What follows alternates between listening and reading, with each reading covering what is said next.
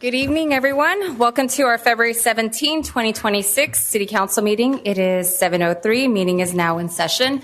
Any person wishing to address the City Council during oral communication must complete a speaker card that is provided at the entrance of the council chambers and submit the card to the Assistant City Clerk prior to commencement of oral communication. Speaker cards will not be accepted after oral communication has started.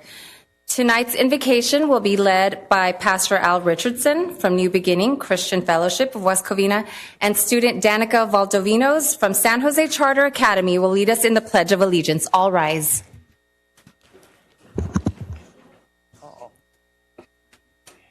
We'll have the pastor first, and then we'll have you. Love your excitement. Good evening. Prepare your hearts and minds as we go before the Lord in prayer. Heavenly Father, we gather here to seek wisdom,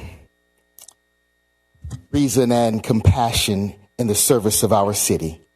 May our decisions be guided by integrity, fairness, and the well-being of all residents. Help us to listen with patience, debate with respect, and to act with courage. May our work here today strengthen the fabric of our community and move us toward a safer and healthier and more just city for everyone in our community. Lord, we thank you for this space to serve the public good. May we proceed with clarity and purpose. Now, Lord, we want to lift up everyone who's been honored here tonight. Lord, we ask that you continue to guide them and strengthen them for their gifts and talents that they've bestowed upon this city for the reasons of their honoring. In Jesus' name, amen. Amen. So go ahead.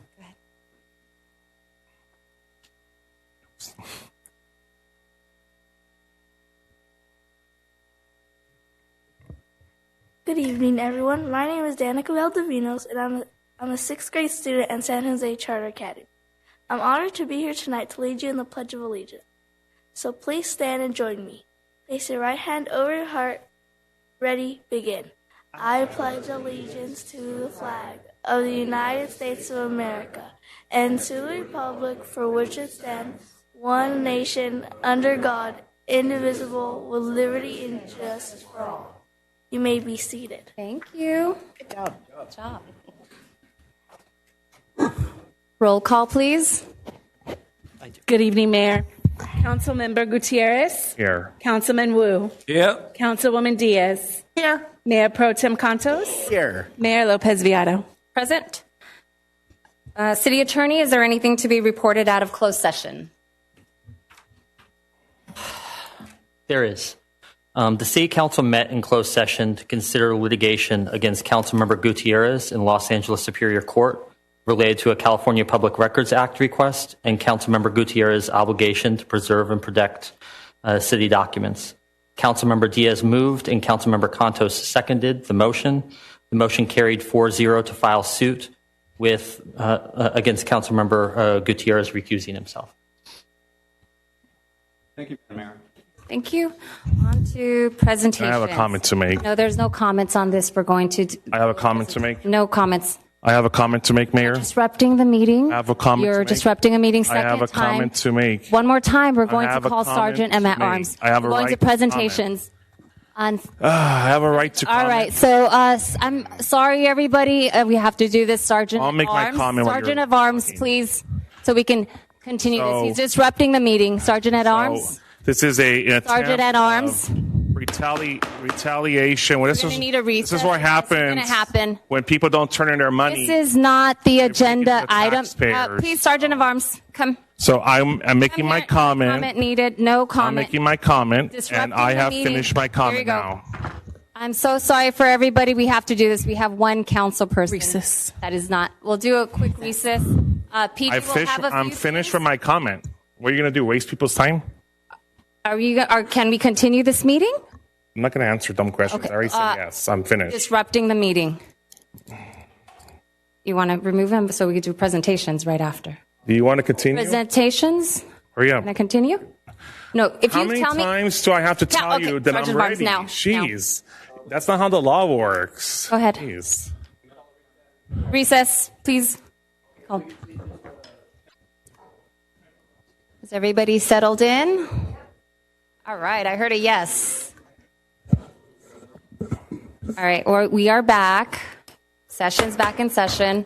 Everybody settled in. Thank you. I do apologize for that short brief. Acting City Manager, if he's ready to come back, well behaved, he's more than welcome to join us in pretense that he will behave. And we'll go ahead and start our presentation. Thank you. Testing.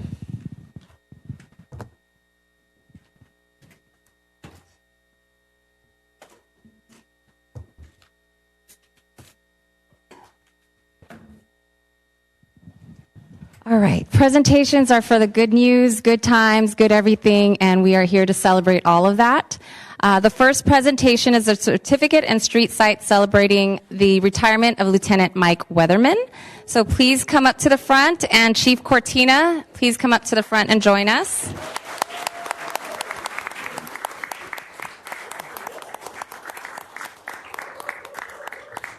So tonight we recognize Lieutenant Mike Weatherman on his retirement after 28 years of dedicated service, having risen through the ranks from jailer to lieutenant while serving in numerous specialized and leadership roles.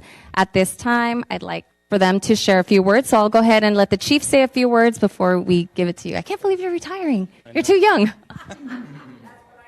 I tried telling him that too.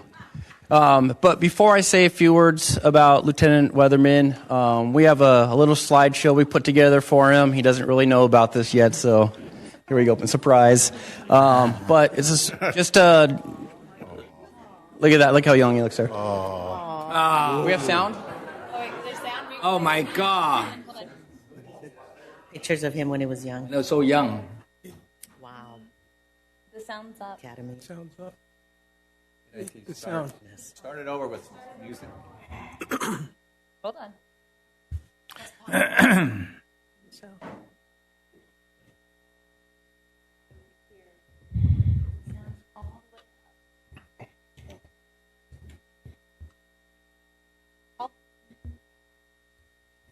Last year. All right. It's after 1 year of being a lieutenant. I know.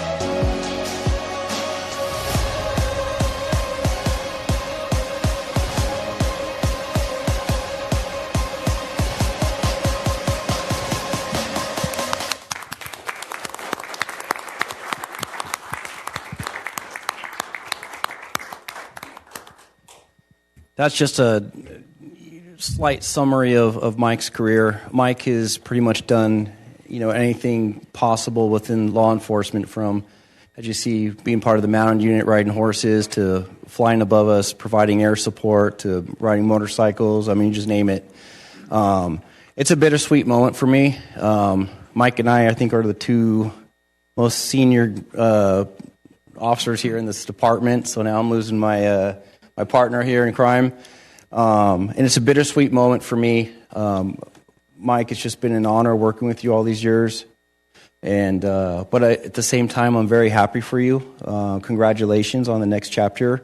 And I'm just very happy for you and your just beautiful family. And what I'd like to do is a couple things. We have a couple traditions. One, I'd like to present a certificate of recognition presented to Lieutenant Michael S. Weatherman in recognition of 28 years of dedicated and distinguished service to the West Covina Police Department and the community. Lieutenant Weatherman began his career with the department as a jailer in 1998. He was promoted to police recruit in January of 2000 and sworn in as a police officer in May of 2000. Through hard work, professionalism, and steadfast commitment, he advanced through the ranks to corporal in March of 2013, sergeant in December 2020, and ultimately lieutenant in December of 2024. Throughout his career, Lieutenant Weatherman served with distinction in numerous assignments, including motor officer, canine handler, mounted unit, simulator instructor, air support, traffic and detective corporal, training bureau, special victims unit detective, driver's training instructor, volunteer coordinator. He oversaw our department's command post, as part of our major accident investigation team, an explorer advisor, and oversight of the department's radio system, if that's not enough. And he also served as a training sergeant in 2022, contributing significantly to the recruitment efforts that you see here at the West Covina Police Department, and has really helped our operations continue in a positive way. His leadership, professionalism, and lasting contributions have left a meaningful and enduring impact on the department and the community he has faithfully served for the past 28 years. So with that, congratulations, Mike. There you go. Wait, you got to get over here. Let's do this one Yes, first. signs.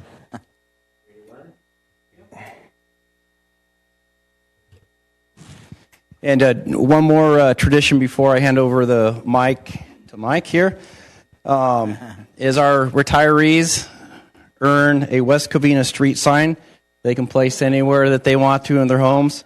And I think this is great. So we did Weatherman Circle here. What's great is, Mike dedicated his entire adult life to serving and protecting this community. And this is just something that he'll be able to look up, whether it's on his wall in his house or garage or wherever it may be, and just, get that feeling back of the honor and how it feels in your heart to serve a community. So I'm very, very honored to present this to you, Mike, and I wish you the best of luck in your future, and we hope to see you back soon.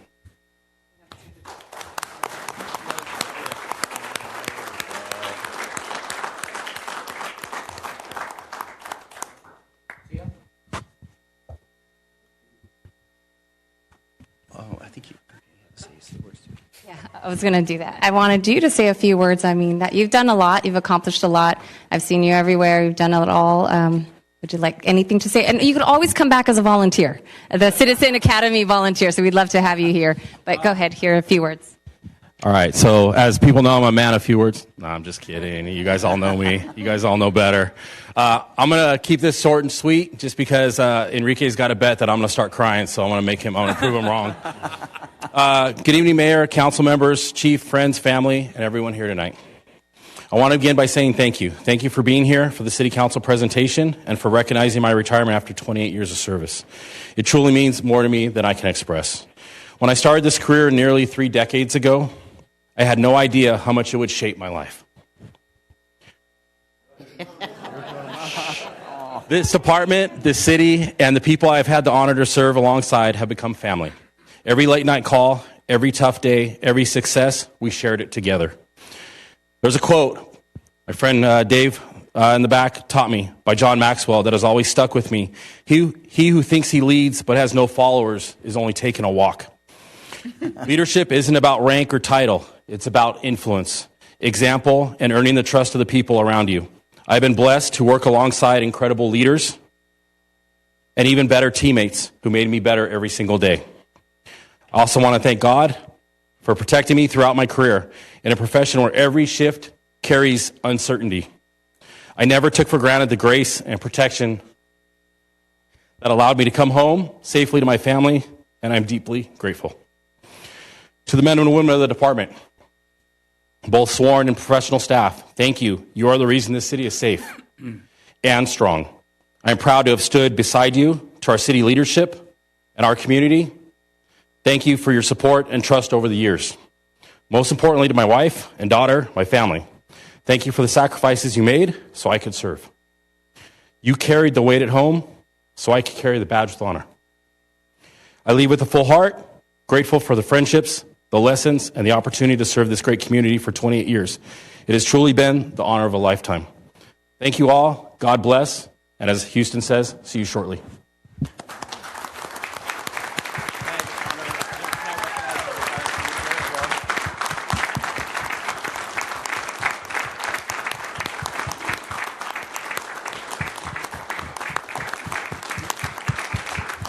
Mayor, can we say something?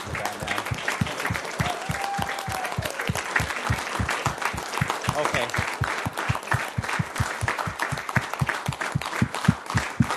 All right.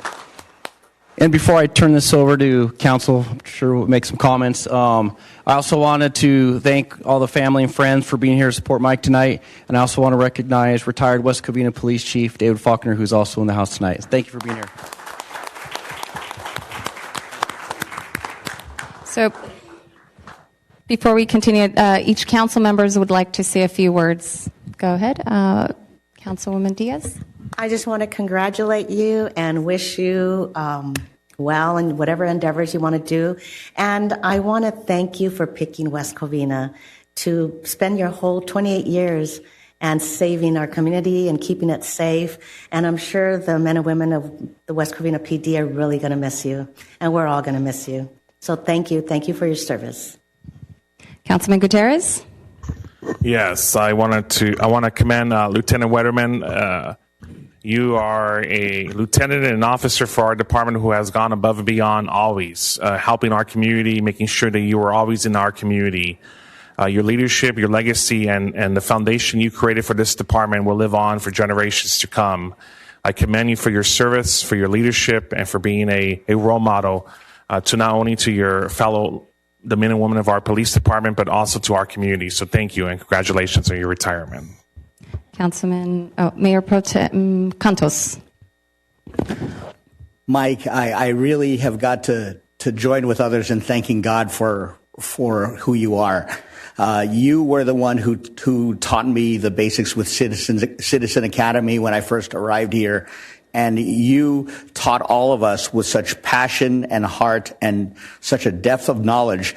And beyond all those wonderful qualities, you are a good man. You are someone who loves his family. You care about the community, and you care about people individually. I really feel privileged to know you and to count you as a friend. And I'm really appreciative that our paths have crossed. So congratulations on your retirement. Thank you. Councilman Wu. I am very disappointed. What the heck? You're so young. You retire.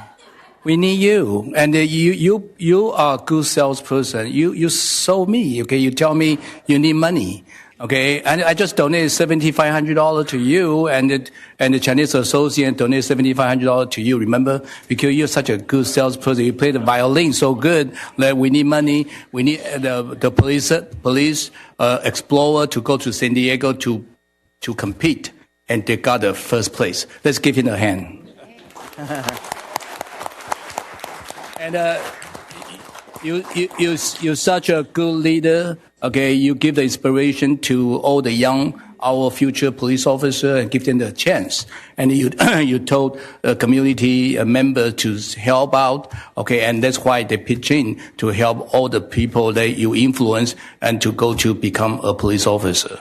And we're so proud about our West Covina PD. That's how West Covina is safe, and people are so proud of you. And I hope you will think about your retirement. Maybe you want to sign the contract again. But you are such a great leader, and I think make an example to our future police officer to follow your footsteps. Thank you for your service. Don't be a stranger. Call us, okay, and stop by to say hi, and continue to train our explorer, because I think they need your training, and they really obey you and honor you. Thank you so much. Thank you for the support and your leadership, but of course I'd like to recognize your family. If your family can come up and be here and stand by him this last time in his uniform, you are the support, the love, and without you, obviously he can't be here where he is today. So thank you, and we'll go ahead and take a picture with the whole family. Your loving family. Did you guys want to say a few words?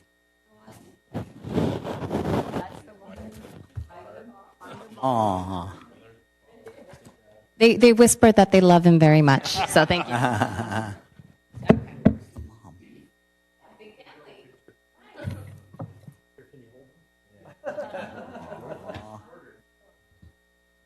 you go.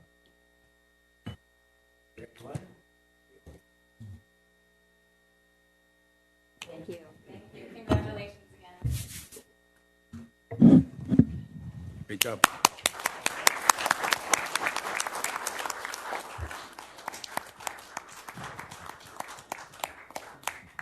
Up next, we'd like the certificate recognition for student leading the Pledge of Allegiance. We'd like to invite Ms. Danica Valdovinos to the front and Erin to the front as well. She's the administrator of San Jose Charter.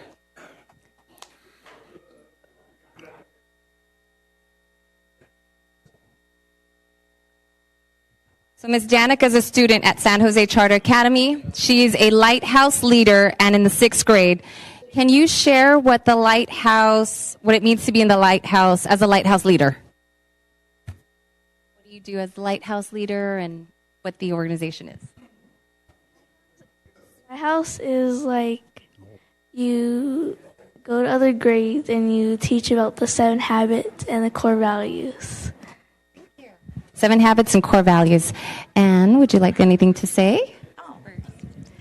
Well, I want to just express that Danica, as a 4-year lighthouse leader, has represented SJCA with pride, and her poise and leadership come from her mom, our board chairwoman, Nicole Valdovinos, and supported by her grandparents, her brother, and her dad.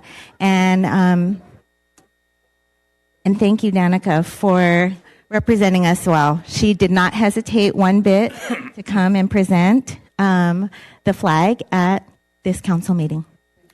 You did a wonderful job, and so on behalf of West Covina, we'd like to thank you and thank you for your leadership as well.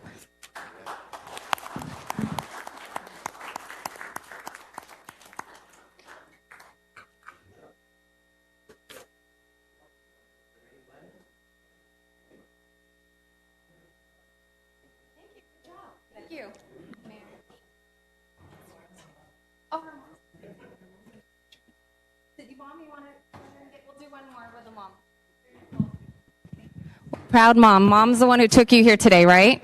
This is a city council meeting, and you're going to be a future city council or leader, work with government. Oh, here. She has a lot of strong opinions, so you might see her here. Perfect. So she'll come in for public comments. I have to announce that.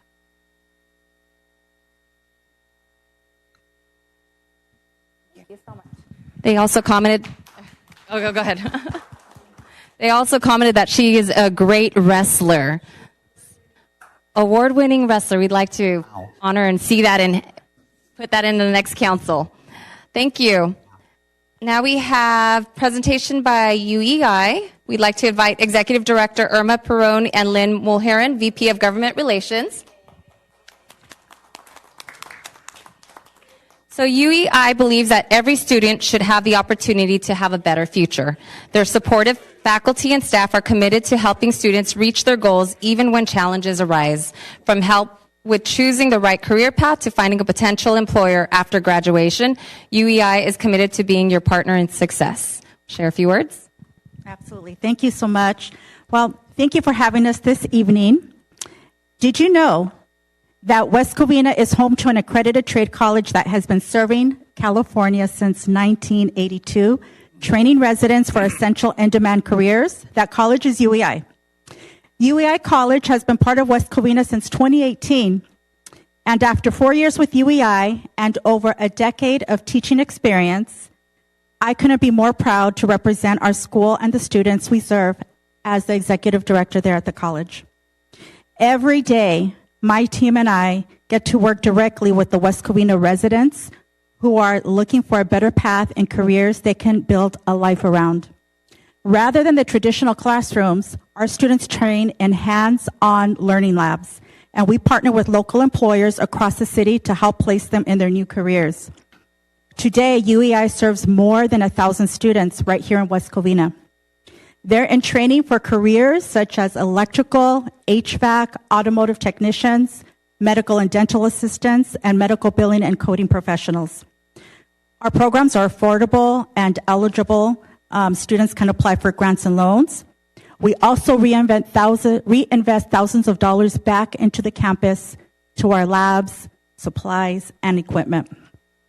In fact, when you walk into our campus and you go into one of our dental labs, for example, it'll be like walking right into a dental office, right down to the equipment, and it feels just like a dental office, right even down to the smell. Here in West Covina alone, UEI has graduated more than 10,000 students. And importantly, the majority of those graduates are working for employers right here in the local community. UEI is proud to be part of West Covina, and we are poised to do even more. We invite you to visit our campus, just as council members Wu and Diaz and city manager have already done, and help spread the word about the opportunities available to your constituents. Thank you for the opportunity to have us share the story this evening. So that was a presentation only, and if you are interested, feel free to swing by. This is the future. This is a hands-on trade that technology, AI can't do because they're the ones who's actually dentistry, electrician, and all those. So feel free, adults, children, come all and register and be part of the education. So thank you again for presenting this. Thank you. Yeah, sure.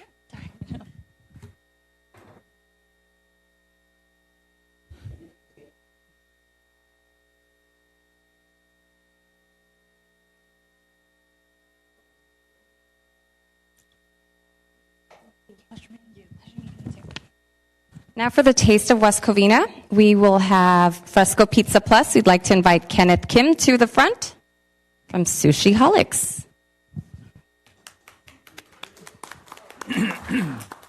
So Sushi Holic is a vibrant dining destination that brings together creative Japanese cuisine and a modern, energetic atmosphere, known for its fresh, high-quality ingredients and artfully crafted rolls. Sushi Holics offers an expansive menu featuring classic sushi favorites, signature specialty rolls, sashimi, nigiri, and a variety of hot kitchen selections. The restaurant provides a welcoming space for everything from casual lunches to evening gatherings with friends and family. Starting tonight and ending on March 17, Sushi Holics is excited to offer 10% off your purchase. Simply mention the Taste of West Covina program at your visit. So let's say a few words about your wonderful restaurant. Hello, my name is Kenneth Kim. We offer all you can eat, so there's something for everyone. So please come check us out. And Mayor, do they have a sample food for us to try? Was there a sample? I didn't get the memo. Oh, okay. But everybody could come. You can go try it out. You get 10% off. Just mention Taste of West Covina. What's your favorite sushi? Salmon or yellowtail. There you go. Hopefully you try that. So on behalf of West Covina, we hope that everyone comes and visits, so everyone has a chance to try different restaurants and places. We'd like to thank you, and we'd like to honor Sushi Holics.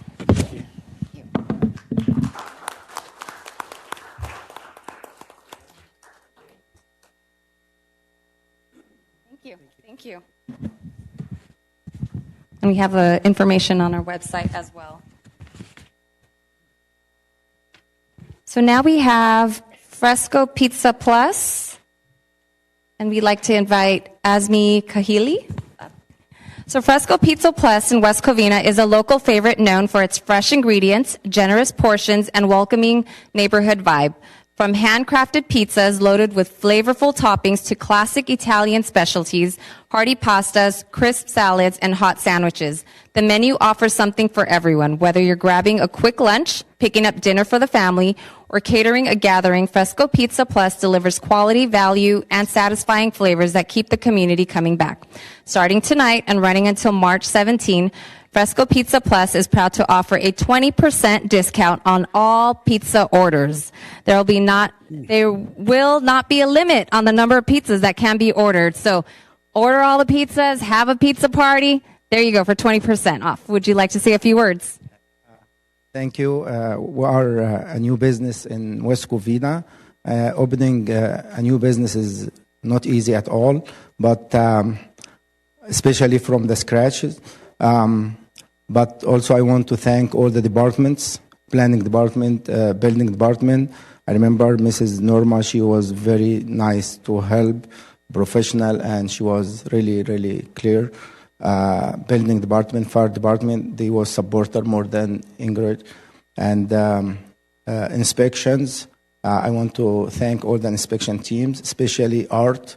He changed it. In the beginning, I was nervous, but working with him, it was really nice. He gave me the time to explain everything. I'm glad to serve the great community, and the taste of West Covina program changed the idea about the city is not only a regulator, it's helped the small business to grow up. Thank you again for everybody. I really appreciate. I'm proud to serve the community in West Covina. Thank you so much. Mayor? Thank you. We actually I have a question. Oh, there's a question. Okay, the location is on the... UEI College. Oh, okay, next to UEI. You have 1,000 students. Maybe you can use a server. Now you can get 20% off, and you can tell all the students. So we actually do appreciate those words. It's nice to hear that starting a business in West Covina is good, that we are West Covina business friendly. So thank you. And what is the most popular pizza or your favorite pizza that most people? For me, pepperoni sausage jalapeno. There you go. Oh, we got some people saying, all right. So on behalf of West Covina, so we'd like to thank you for being here. Thank you for sharing your restaurant, your businesses, and hopefully everyone here supports local business. We appreciate that. Thank you.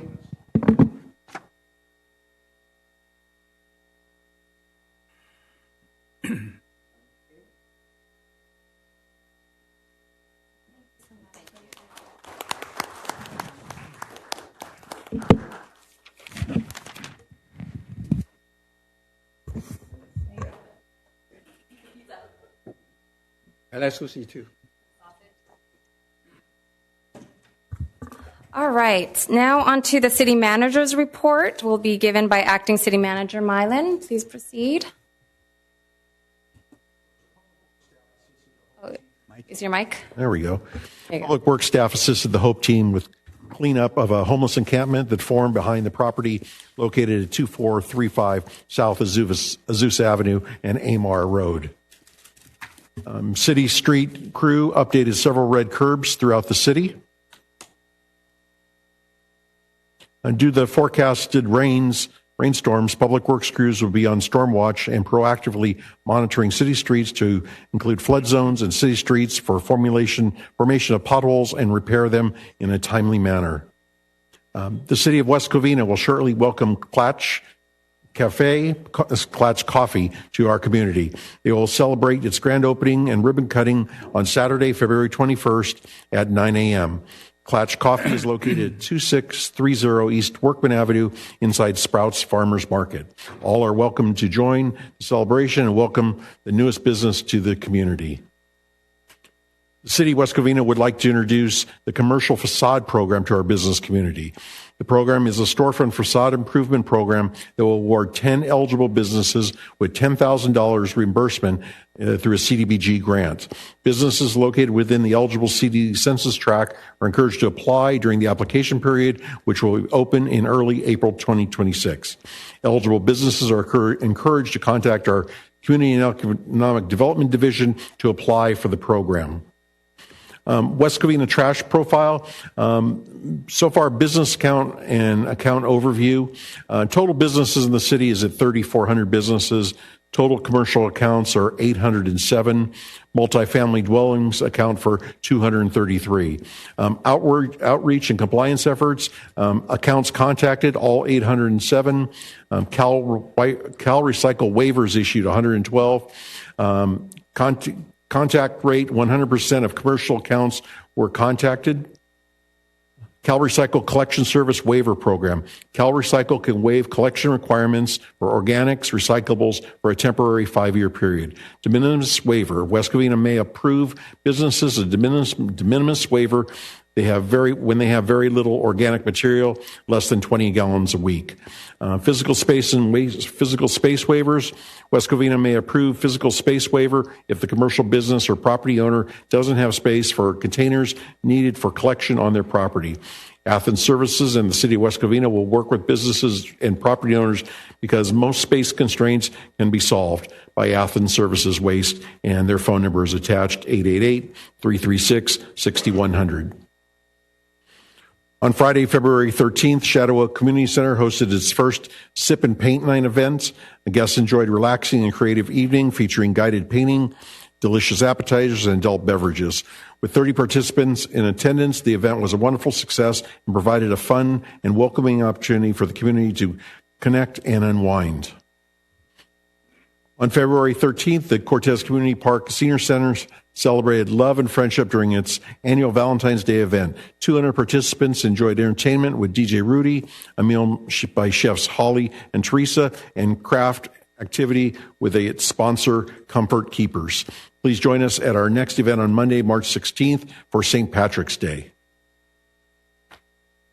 The Adaptive Recreation Program at Paulview Park and Community Center hosted its annual Valentine's Day party on Thursday, February 12th. It was a heartwarming and inclusive event that brought together individuals of all abilities to celebrate love and friendship. With over 40 participants in attendance, the party featured a variety of activities, including Valentine's Day themed games, face painting, balloon twisting, pizza, and a dance party with music everyone could enjoy.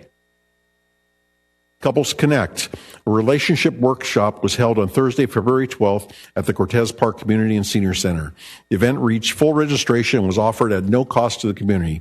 Hosted by Mayor Letty Lopez Viado and relationship coach Kelly Dupuy, the evening included dinner, interactive games, communication strategies, relationship building activities, and giveaways. With generous sponsorship support from Athens Services, the workshop provided couples with meaningful tools and shared experiences to strengthen their relationships and deepen their connection.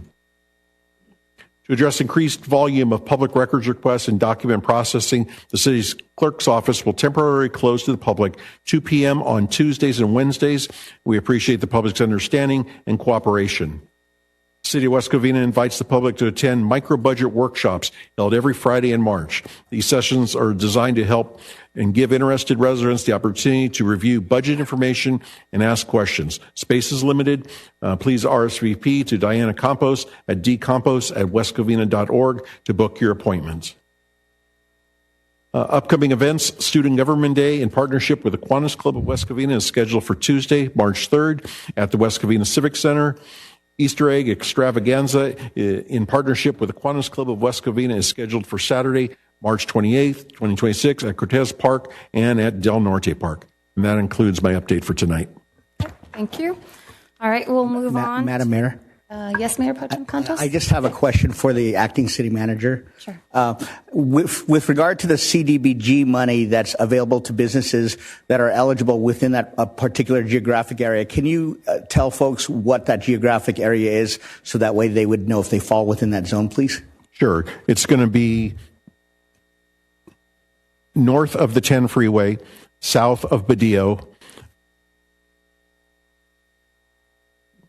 Let me see the cross. And it's on the website as well. Yeah. You could see it. It looks like between Azusa Avenue and Hollenbeck. And it's on the website. There's a map attached. Thank you. Councilman Wu?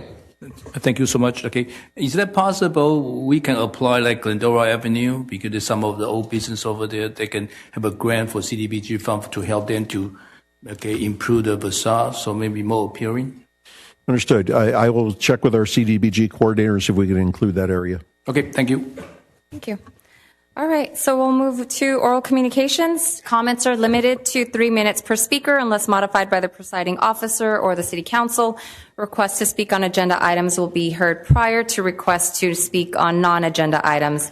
Members of the public may not engage in behavior that is disruptive to the orderly conduct of the meeting, including but not limited to speaking off topic, speaking beyond the speaker's allotted time limit, making slanderous or profane remarks, or using loud, threatening, or abusive language which disrupts, disturbs, impedes, or renders infeasible the orderly conduct of the meeting. Members of the public may not threaten any person with physical harm or act in a manner that may reasonably be interpreted as an imminent threat of physical harm. When you hear your name being called, you may sit in the front row designated for public speakers. The timer will start when your name is called. Assistant City Clerk, how many speakers do we have tonight? Mayor, we have 13 speakers. Our first speaker is Tom Quiche, followed by Jerry Patras, followed by Kimberly Duke.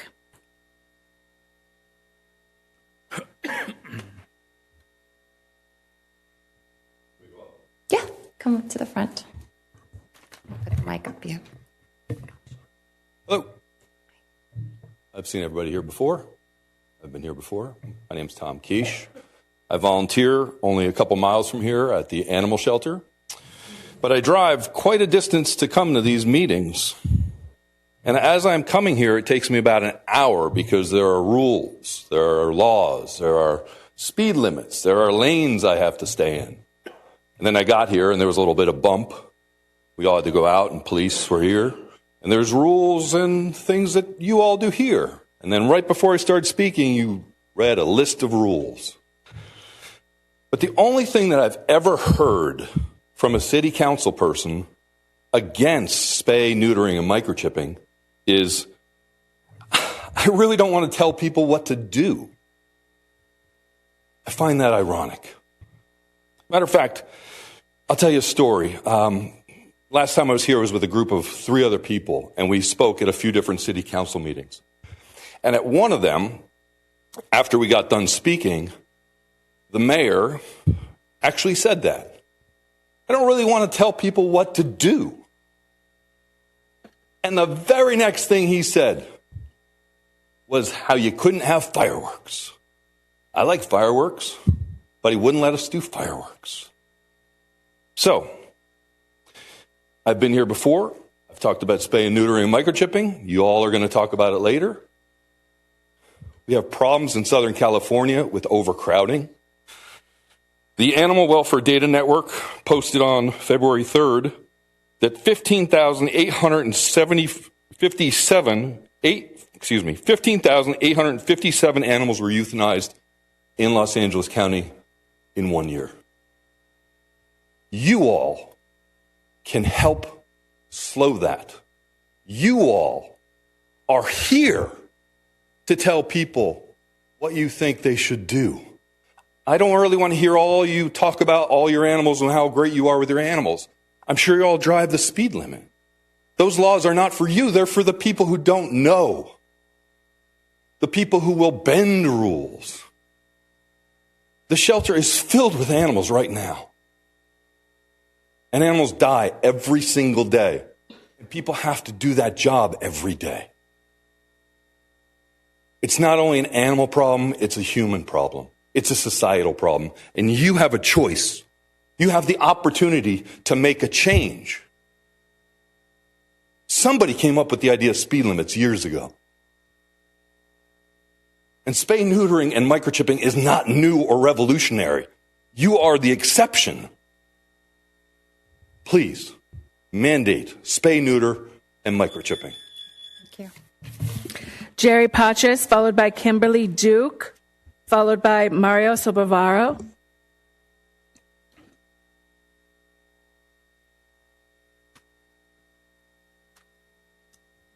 Good evening. I am a strong advocate of spaying, neutering, and microchipping.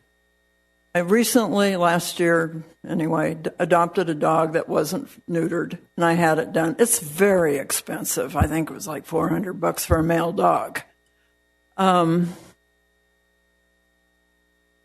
I've contributed to people to help them do spay and neutering. My problem that I have with tonight's concept is not the concept of spay and neutering the number of dogs and cats that are being killed. It's the staff report itself. What I actually am concerned about on the staff report is that in one way, it's a version of you can't park on either side of the street during street sweeping. It's incomplete. It's not exactly, it says that this was what Councilman Cantos asked about, but he asked for, I went and I watched the meeting. Councilman asked about cities, how other cities are doing things. Councilman Wu, you're the one that brought in LA County in the meeting. Have you read part of LA County? I actually went and got the LA County. I didn't print all 80 pages out.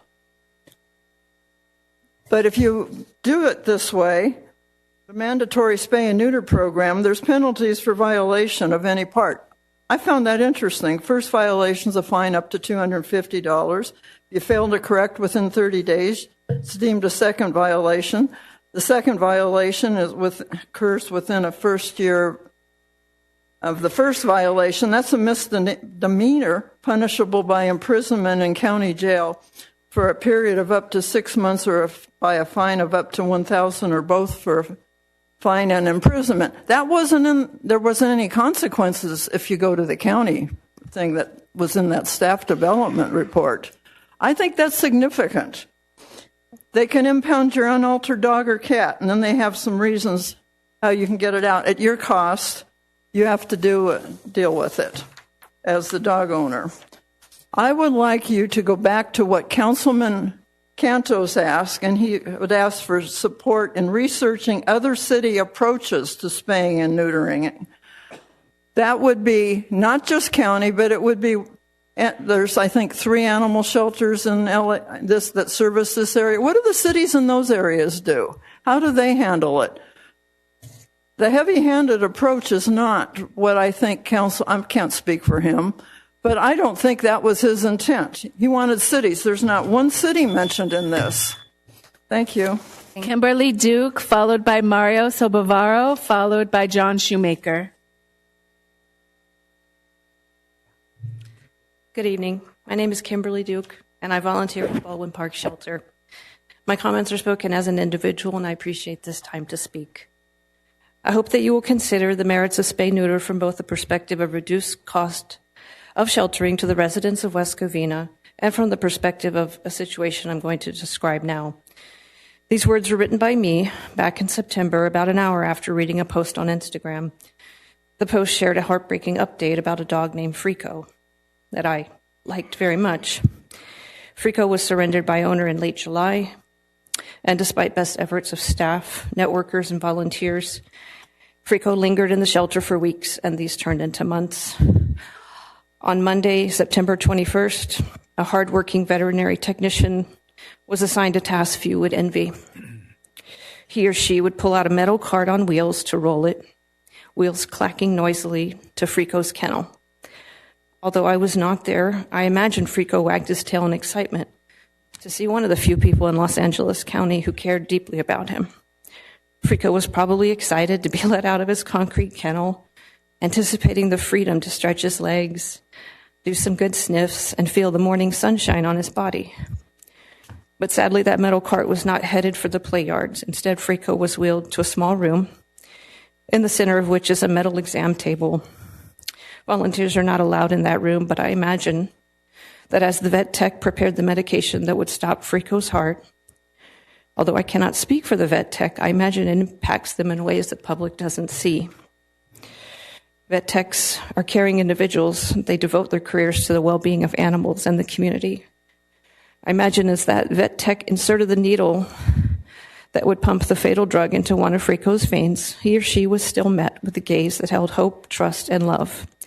I imagine that being forced to end that hope, love, and perhaps most painful, to break the trust that these dogs have in us. I imagine that hurt the most. Council members, I'm not blaming you in any way. I imagine you're all amazing and responsible pet parents. And I don't blame anyone in the community who may not realize what is happening in these shelters. But I do hope that you will keep the mental image of Frico, his joyful, loving face, as he collapsed onto that small, rickety table from a massive overdose that took a light from this world. Frico, this is for you. I hope that somehow you can hear us tonight, because I've heard there's no tears in heaven, but it's hard to speak through the tears here on earth. Thank you. Mario Sobavaro, followed by John Shoemaker, followed by Glenn Kennedy.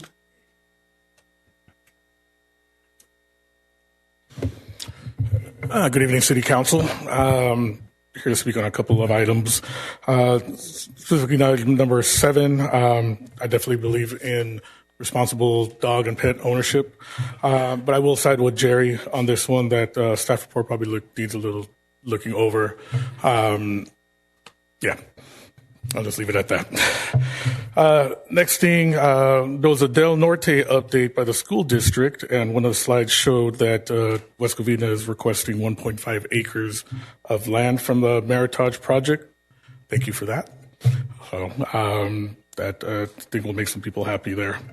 Lastly, Covina Valley Historical Society has asked Glenn and I to do a presentation, historic presentation, and what better presentation to do in Covina than why West Covina became a city.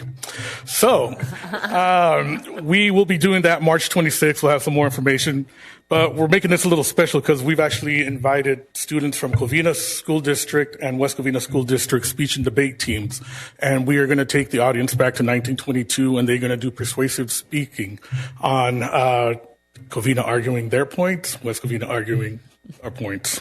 Like I said, that's fresh news. Covina just agreed to that this morning, and we will be sending information out on that, and hopefully you guys can make it. Thank you. John Shoemaker, followed by Glenn Kennedy, followed by Josh Murray. Had a little fun tonight already. Just going over a couple things real quick. And apparently in a couple days there's going to be a town hall meeting here. And I thought it was rather interesting that the council member, Brian Gutierrez, who needed a special accommodation for his meal, that it could not come from Portos, is serving the public Portos. Since I need a special accommodation, can I have something from Jersey Mike's? The other thing that's interesting about this thing is there's a statement on there, which may or may not be perfectly legal. I'm not a lawyer, not an expert in that area, that says not paid for by public funds. Okay? The person who demands the most openness and transparency in this city, why didn't he put who paid for it? Why didn't he put he paid for it or who did pay for it? You know, all talk, but when it comes to him having to do it, and I know how he's turned some of you in for, you know, you were invited to a party and it turned into it was supposedly a campaign contribution or something along those lines. I ran for city council. He turned me in because for some reason, my paperwork, I paid for everything myself. How much clearer could it be? You know, but no, you know, he's got to do that. And then he puts something, well, he'll say, oh, it was legal. You know, how about it being ethical or it fits what you're talking about? I want to be open. I'm going to tell everybody what it's about. Why not put who paid for it? You know? The other thing that I found kind of interesting is that this person who wants to hear all views wants people to approach him. Apparently terminated a member of one of our commissions because the person had the audacity to ask, why'd you vote that way on that issue? And then what does this council member do who wants the public to question and ask? Fires the person. Does he call them up on the phone and say, hey, you know, you went over a line? No, has staff do it. Really courageous. Really courageous. Just absolutely unbelievable. And the one last thing is, why is city staff in this room measuring distances for a court-related activity that is not related to the city. Isn't that misappropriation of public funds? Why was city staff in here doing that for him? I'd like that investigated too. You get a chance. Be wondering about that. So, thank you. Glenn Kennedy, followed by Josh Murray, followed by Doug Ford. Good evening, Madam Mayor, City Council. Nice to see everybody. Just a quick announcement. I'll be real quick here. Just letting everybody know that the Historical Society, we're going to do our meet and greet March 6th. That's at 6:30. Okay, I get it right this time. 338 South Glendora Avenue. We will be speaking about the fight against forest lawn and how West Covina turned them down twice. I won't get into it. I don't want to give away the whole story, but it's pretty interesting. And also, our history roundtable this Thursday has been canceled because I have to go out of town. So I'd like to, that's all I have to say. Have a great evening. Thank you very much. Thank you. Josh Murray, followed by Douglas Ford, followed by Sherry Barillion. Hello, good evening, Mayor and members of the Council. I'm Josh Murray, and I'm from West Covina Library.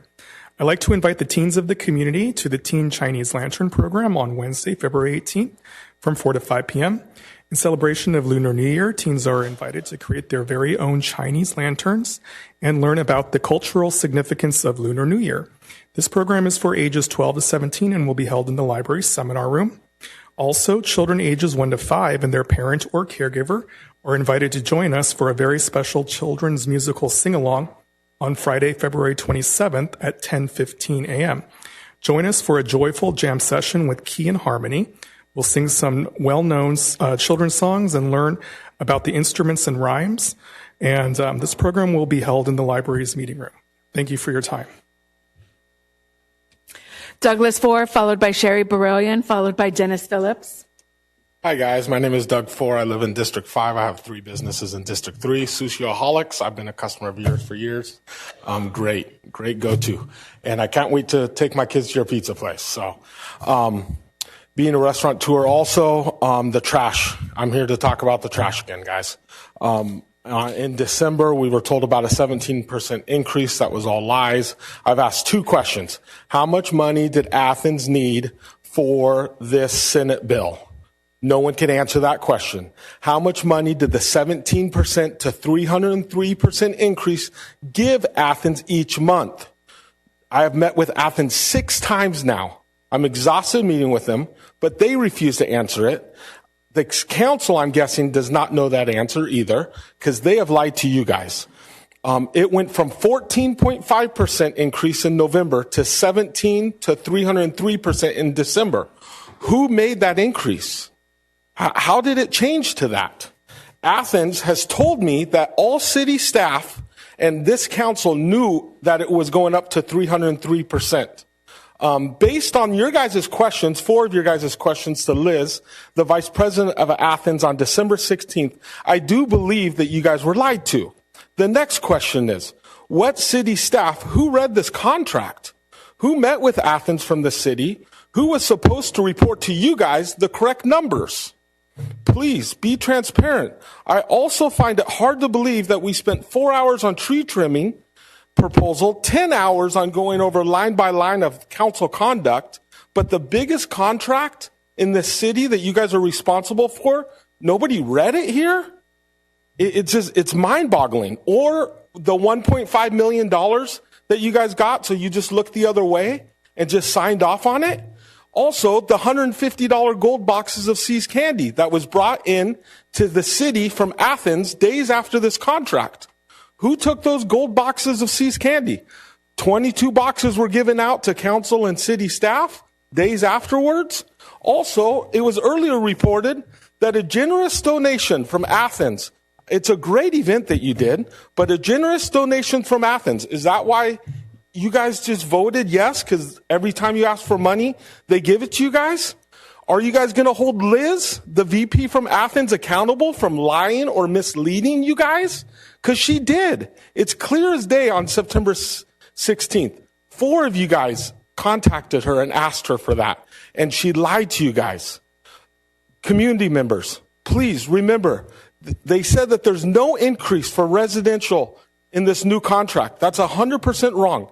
In 4 months and 11 days, there's an increase coming to residential and businesses again on July 1st. Sherry Baroyan, followed by Dennis Phillips, followed by Eric P.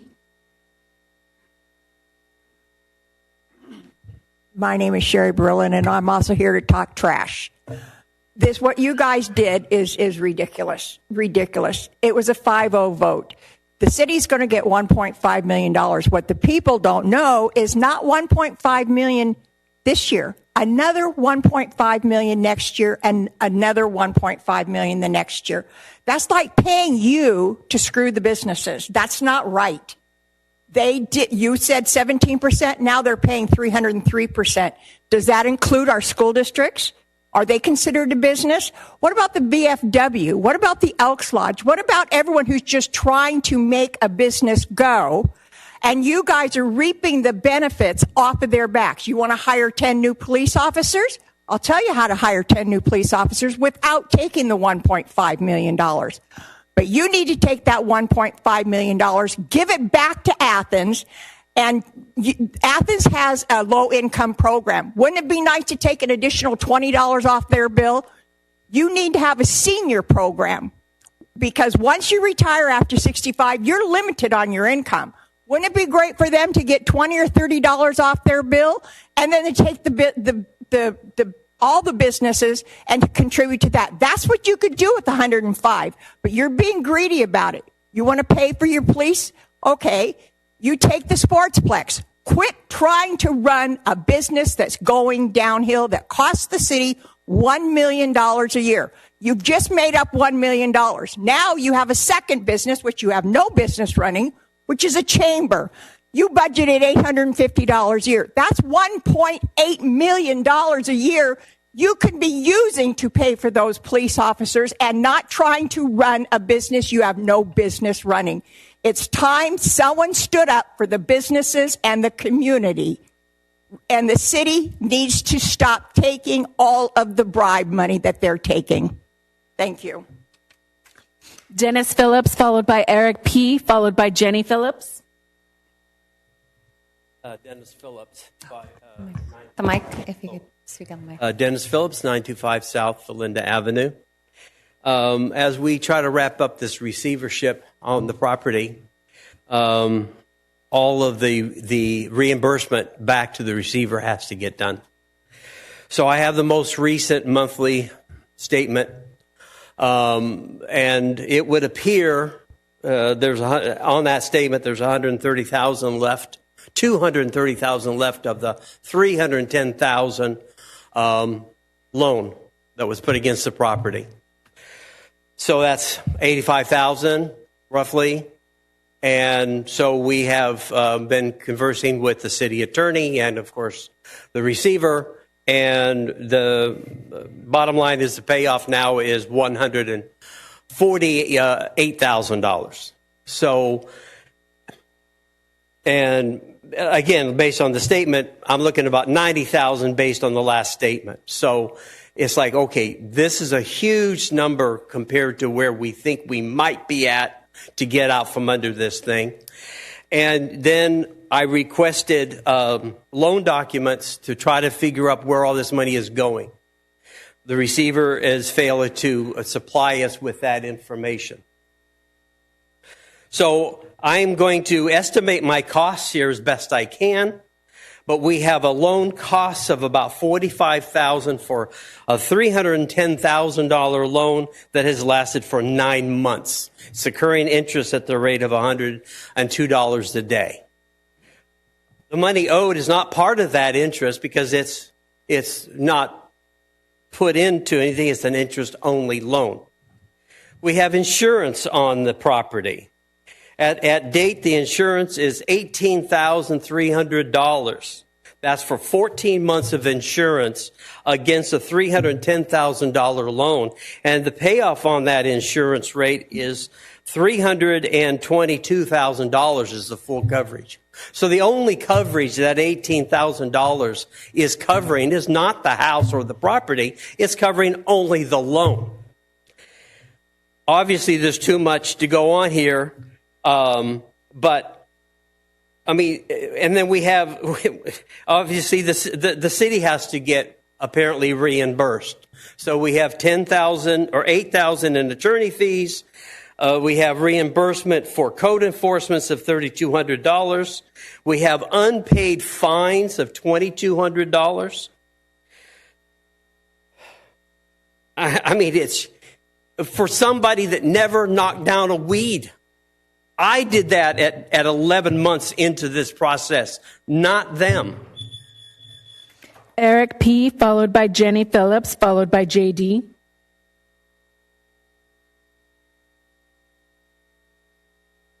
Good evening. My question is just regarding the Del Norte development.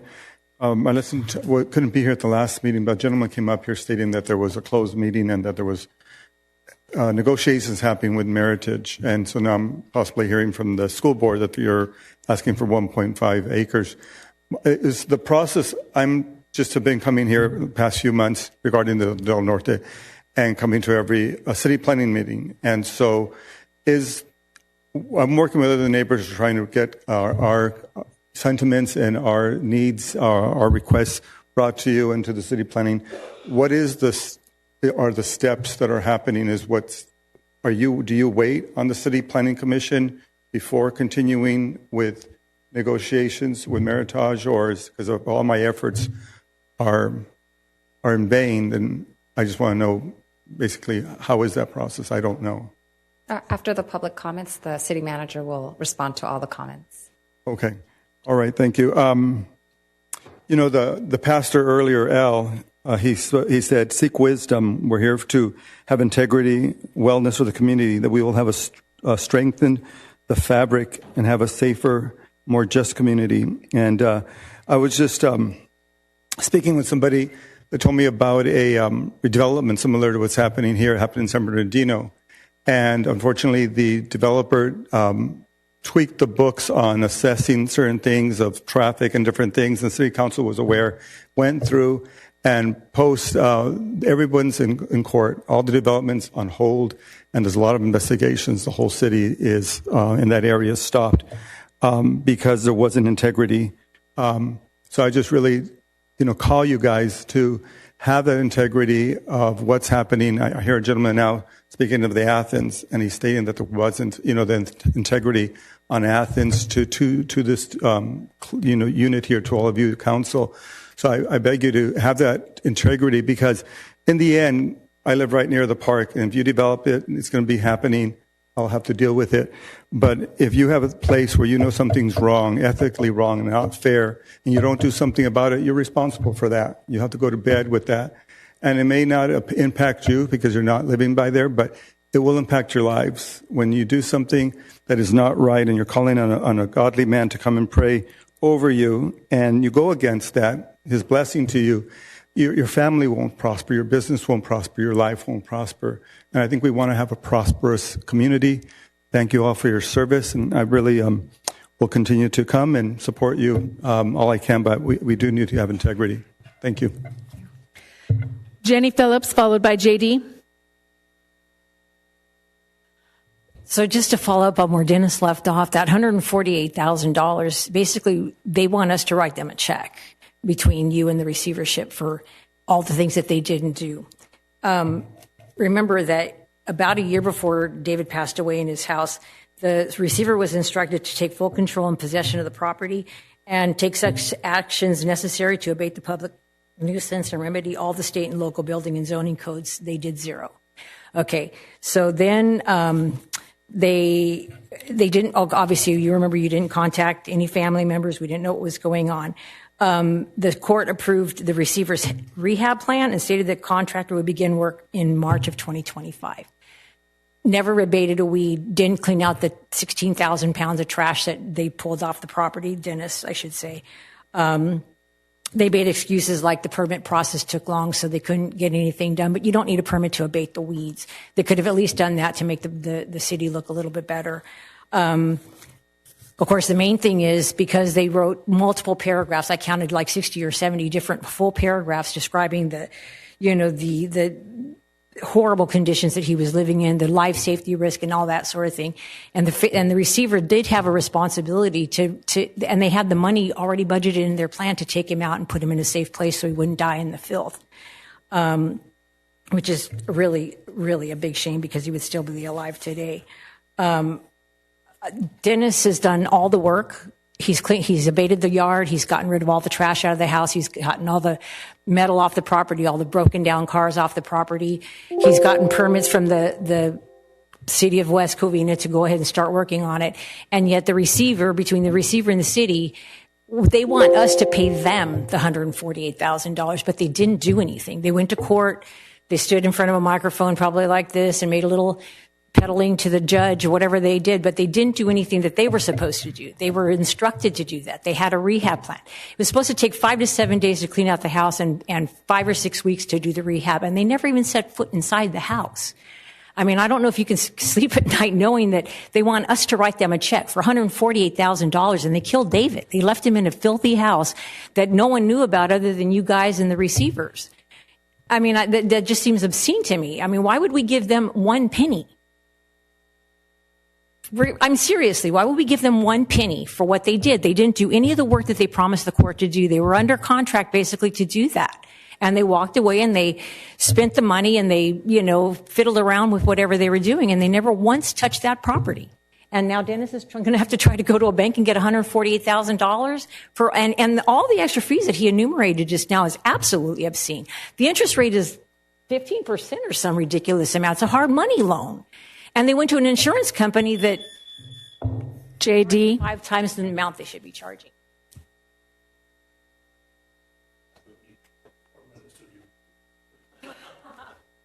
Good evening, Council. I step up here to talk about the spay and neutering.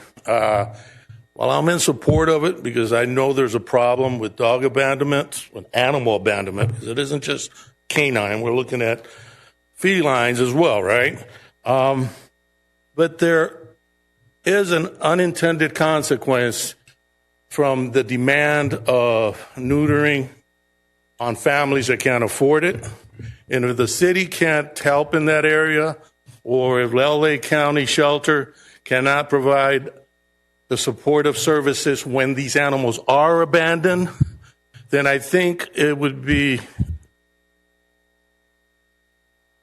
almost sinful to just demand for these animals to be neutered and spayed without any sort of support system in place. We know that after the pandemic ended, myself, I was a recipient of at least 6 abandoned dogs at Cameron Park. And neighbors can testify to this. Folks here can testify to it as well because I posted it. And I think it's because as soon as the pandemic was over, people just said, hey, I don't need this fur baby. I don't need this puppy no more. And they left them out in the park. The last incident with 2 large German Shepherds, myself and a neighbor on the other side of the park sat out having these 2 dogs pinned in the dugout for 6 hours. We called the shelter. They refused to come out. We called West Covina Police Department. They said there's nothing they can do about it. We called so many times, they eventually referred us to code enforcement. They came out, but they were unable to do anything as well. Finally, at about 6 o'clock that evening, Animal Shelter came out and picked up those 2 large German Shepherds. Well, if it hadn't been for that neighbor and myself, those dogs would have been probably killed out there in the street. That's the result sometimes of the actions that you take.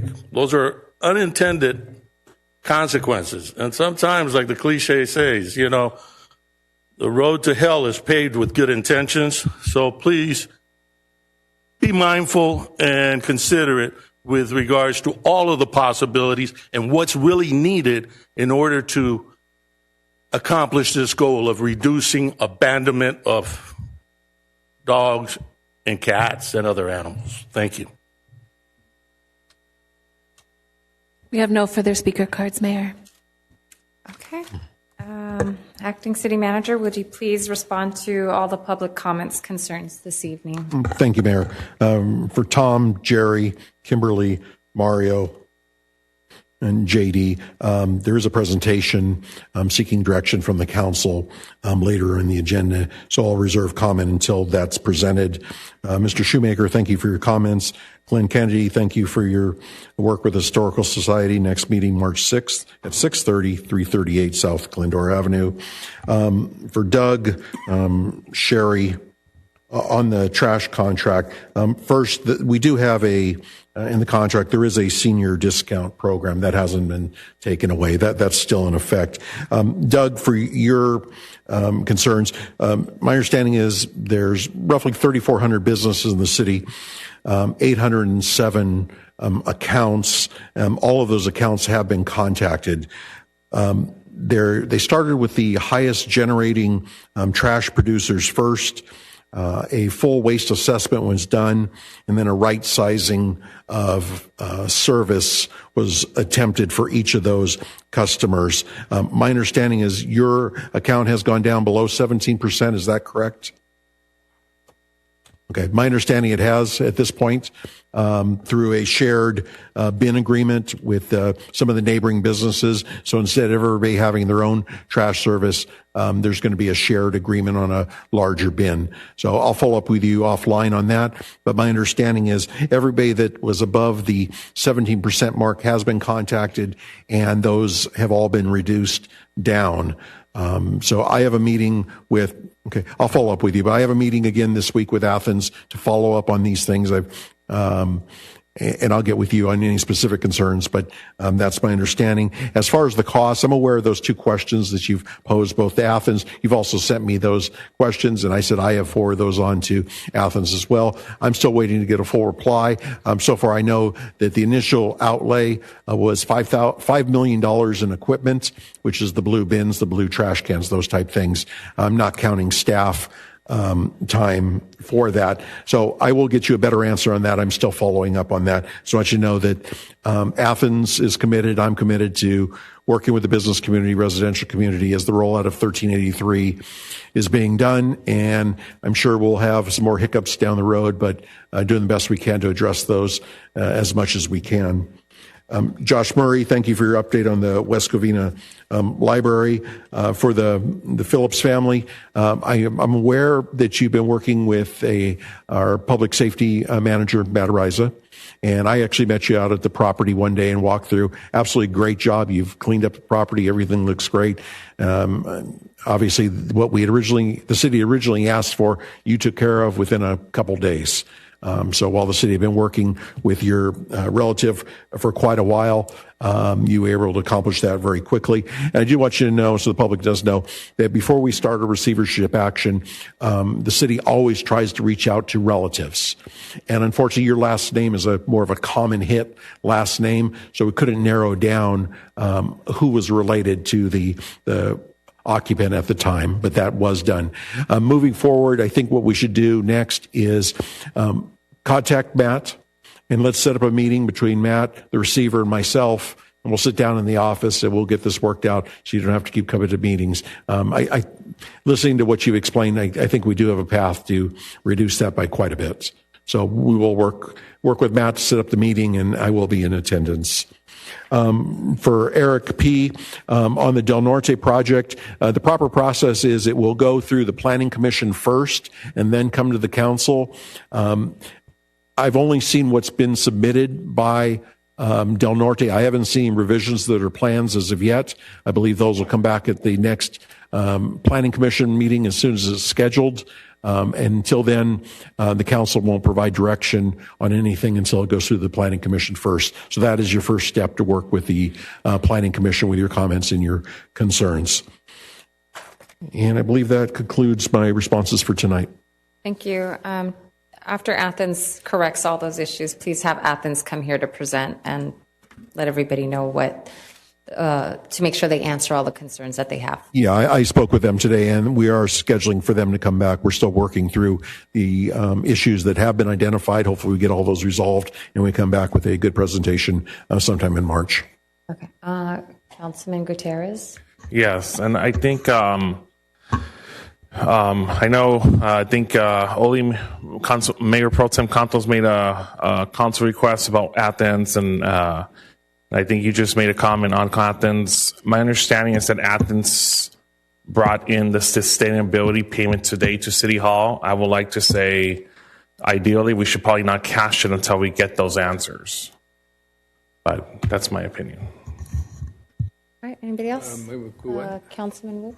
I just want to follow up with their notice, regarding selling the property. Their notice school is selling by the school district, as it's not by the city. Then the city, the benefit is the school district. They want to use those funds and to build their central kitchen and this and that. So, if the resident over there have any issue, they should talk to the school district regarding their concern.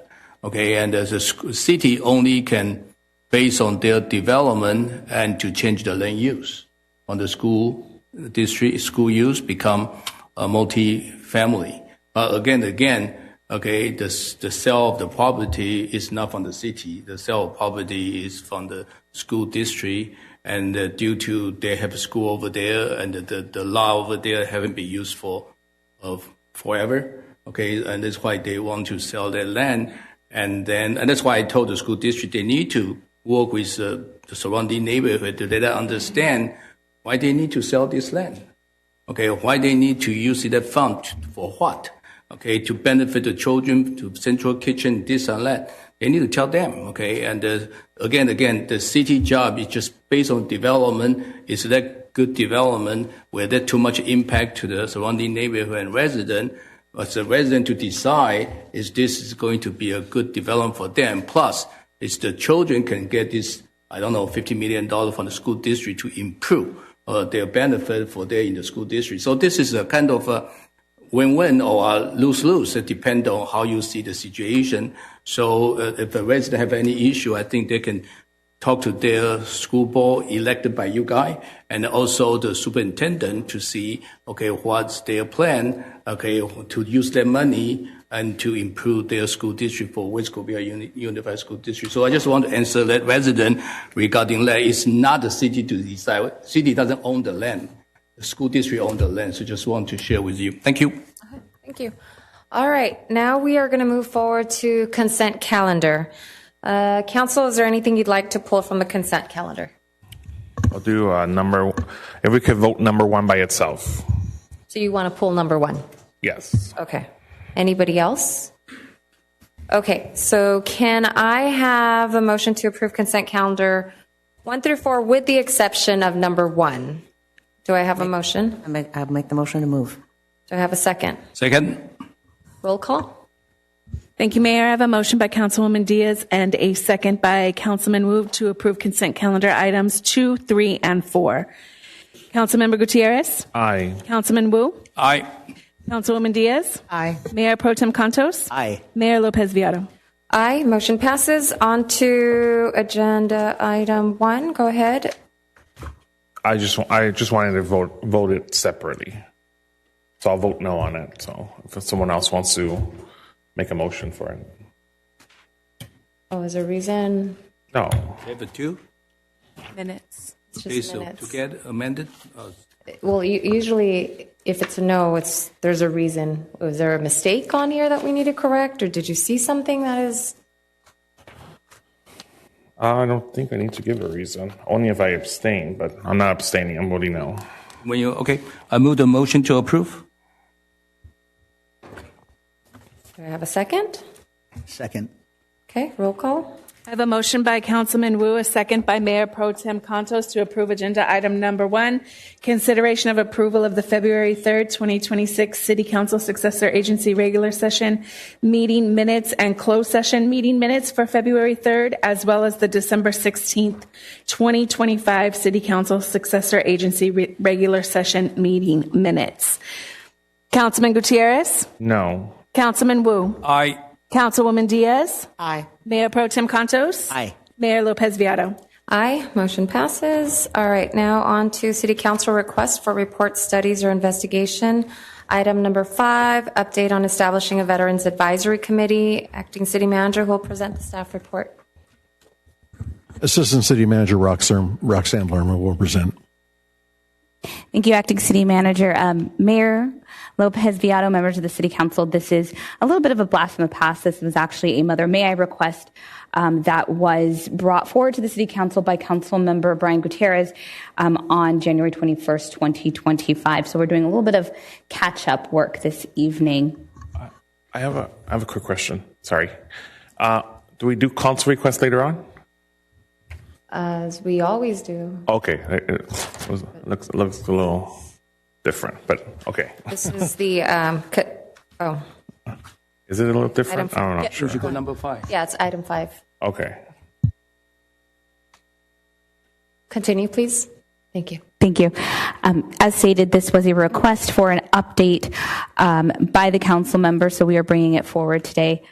So real quick, we want to give a little bit of some background regarding the demographics of veteran population in West Covina. So approximately 3,295 veterans reside in the city of West Covina, accounting for roughly 4% of the total population. And this aligns closely with regional statistics, which contributes to the rich diversity of our community. So Los Angeles County, according to the census, 179,579 veterans, so around 2.5% of residents. And taking a look at a snapshot of the San Gabriel Valley, again, based on the census data, 2,900 veterans, approximately 3.5% of the San Gabriel Valley population. So again, West Covina accounting for about roughly 4% of its population being of veterans or made up of veterans. It tracks nicely with the county and the San Gabriel Valley statistics. So a little bit about the benefits of a Veterans Advisory Committee. Establishing such a committee will foster stronger connections between the city and its veteran community, ensuring that local services are effective and tailored to meet their unique needs and challenges. Committee scope and focus. The committee would focus on advising city programs.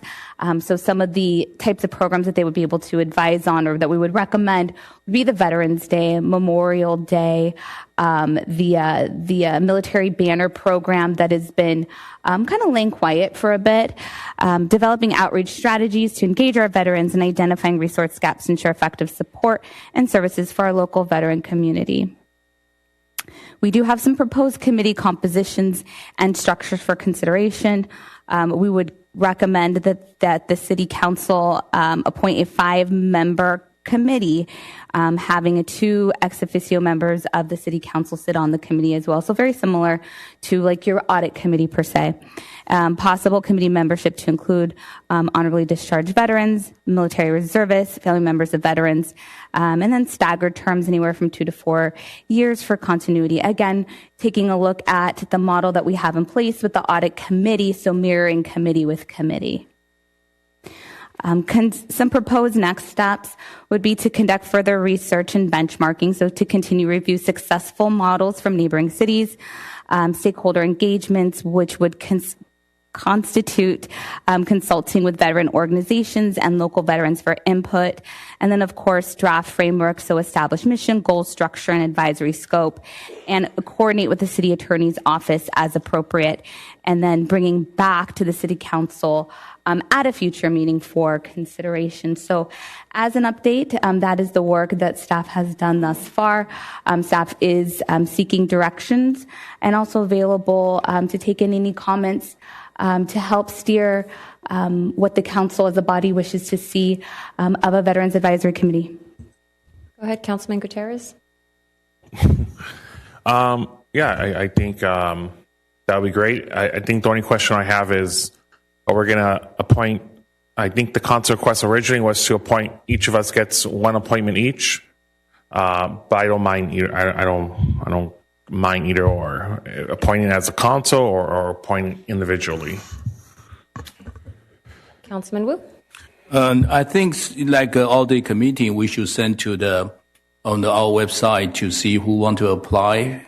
And so we have the qualified veteran, okay, and then we will tell them the veteran committee, what they're for. You must have what's their function. It's not just, okay, a fixture.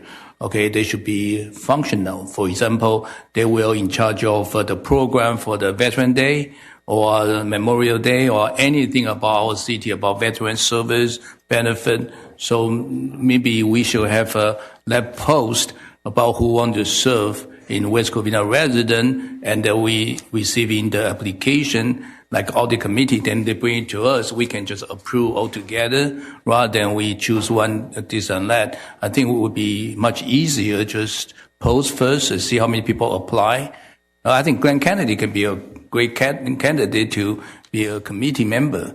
So, okay, be a veteran member. So they have so many people, and we know. So this is my suggestion, to post first, see how many people apply. They're willing to serve first. The problem is maybe we cannot find any people willing to serve. Sometimes it's not easy. So anyway, this is my suggestion, Mayor. And I know, for example, we did have some community members who worked hard in creating that plaque, that whole Veterans Day area, the plaque, and we definitely would like to reach them. I know the Historical Society with the last veteran, they put it to life where they had the booth of all the veterans, and they did a lot of the work in researching the families, the history, and so that was a nice touch. But yes, I do agree that we should open it up to anybody interested that would take part and actually help and assist and working the hands-on, is just instead of just telling us what to do. Like, they need to be vetted. So I'd like to make sure that it is posted out. I'll go ahead. Any other comments? I want to add quickly. Okay. I think that, like, for example, if we can persuade them, for example, like Louis Johnson, okay, he's a veteran, he was a former mayor, but he put all his time to Covina. So if he can come back to West Covina, okay, and then we have let him to donate his time in the West Covina veteran program. And then, so rather than go to Covina, okay, West Covina is two different cities. So hopefully we can persuade them to serve our community. Thank you. Yeah, and former Lloyd Johnson really has a heart of the veteran, Purple Heart. His vehicle, if you ever see his classic car, it's fully loaded out on just the pride of being a veteran. So definitely I'd love for him to come back to West Covina and be part of this. Councilwoman Diaz? I was going to move to approve. Oh, okay. I'll second. Okay, we have a motion and a second already. Roll call. I have a motion by Councilwoman Diaz, a second by Councilmember Gutierrez to approve staff's recommendation, along with post the application online and see who we have that applies, and the job title and job. And a description of what the committee will do. Right. Thank you. If I may, and we appreciate the direction, certainly. So our next steps would be we would coordinate with the city attorney's office so that we would bring a staff report back, so there would be a resolution that's adopted, so on and so forth, so we can move forward with the next steps of posting the application. So I just wanted to be upfront with the direction that we would be headed. Perfect. Thank you. All right. I'm just going to take roll quick. Yes, sorry. Roll call. Councilmember Gutierrez. Aye. Councilman Wu. Aye. Councilwoman Diaz. Aye. Mayor Pro Tem Contos. Aye. Mayor Lopez Viado. Aye. Motion passes. All right. On to item number 6, promotional plan for citywide special event. Acting City Manager who will present the staff report. Assistant City Manager Roxanne Lerma.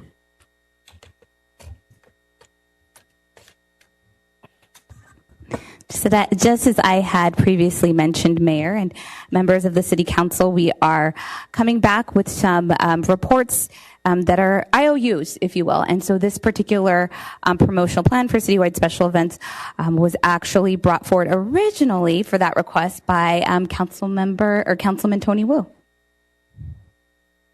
we're going to talk about a little bit more about strategic marketing and vision for citywide special events. So really what we're trying to do is position West Covina events for success. Our events are premier events. And what do I mean by that? West Covina aims to be the leading destination for events in the San Gabriel Valley. We've certainly done so with some of our hallmark events, such as our Spring Festival, our 4th of July, our Festival of Frights events, and attracting visitors and establishing a reputation for excellence in hospitality and entertainment. We want to strengthen our community by hosting diverse events. We'll enhance community engagements, foster social connections, and create a vibrant atmosphere that celebrates our unique West Covina cultural identity. And then, of course, increase economy. Our strategy focuses on driving economic growth through increased event attendance, supporting local businesses, and generating revenue from community activities. So let's talk a little bit more about current landscape and opportunities. As I had previously mentioned, I know it's a cute picture. So the picture, if I may, for Mayor Pro Tem, the picture depicts young children. The one on the first picture, the one on the left, there is a girl that's probably about the age of 10 years old who's jumping.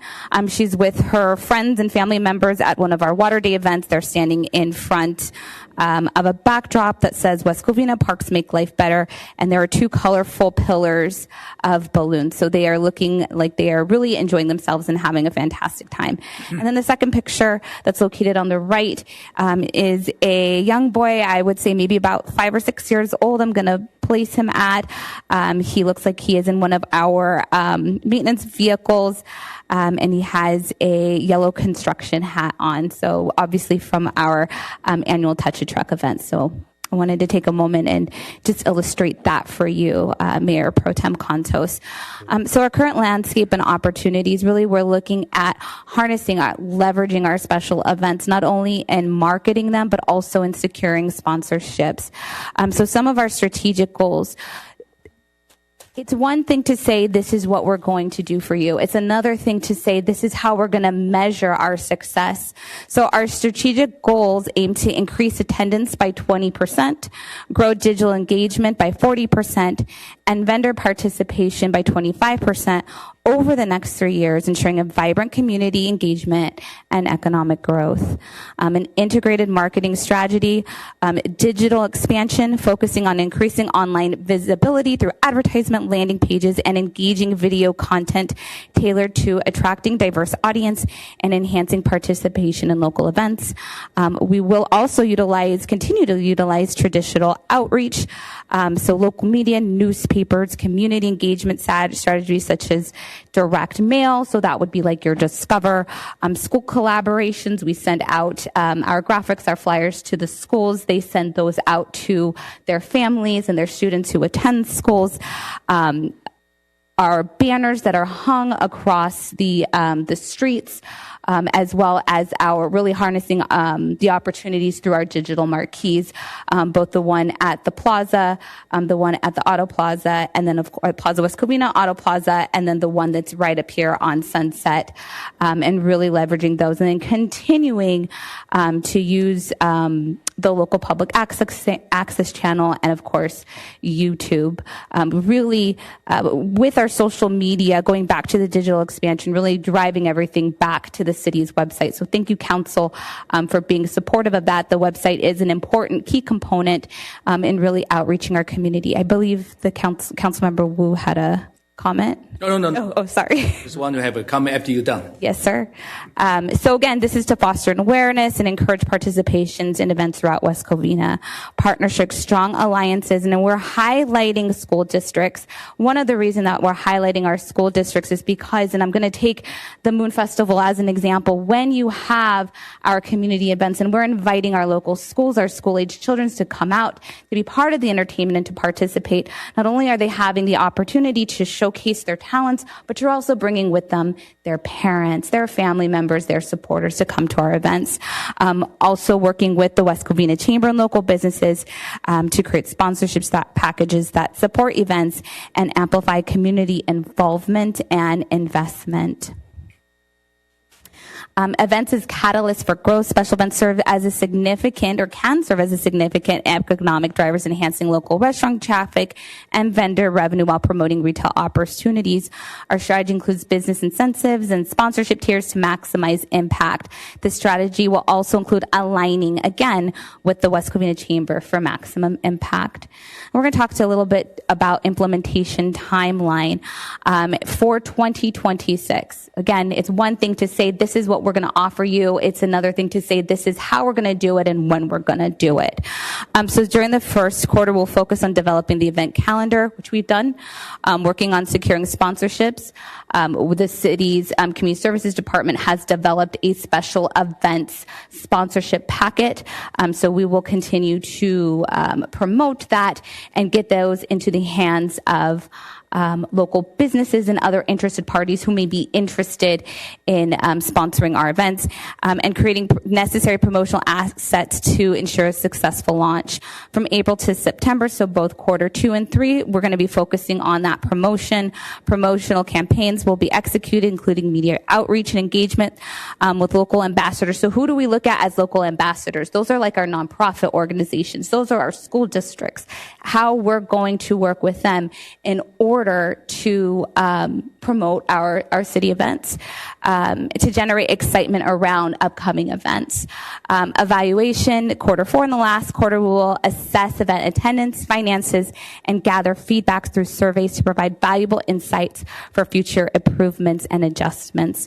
And of course, ongoing coordination. So as we're working through this timeline, there's continuous coordinations with stakeholders to ensure all events align with city's vision, allowing for adaptation and refinement of strategies based on real-time data. So did this work at the last event? If it didn't work, we're not going to apply it in the future. We're not going to apply it in the immediate future. So that's what we mean by that statement. So immediate next steps. We like action and we like accountability.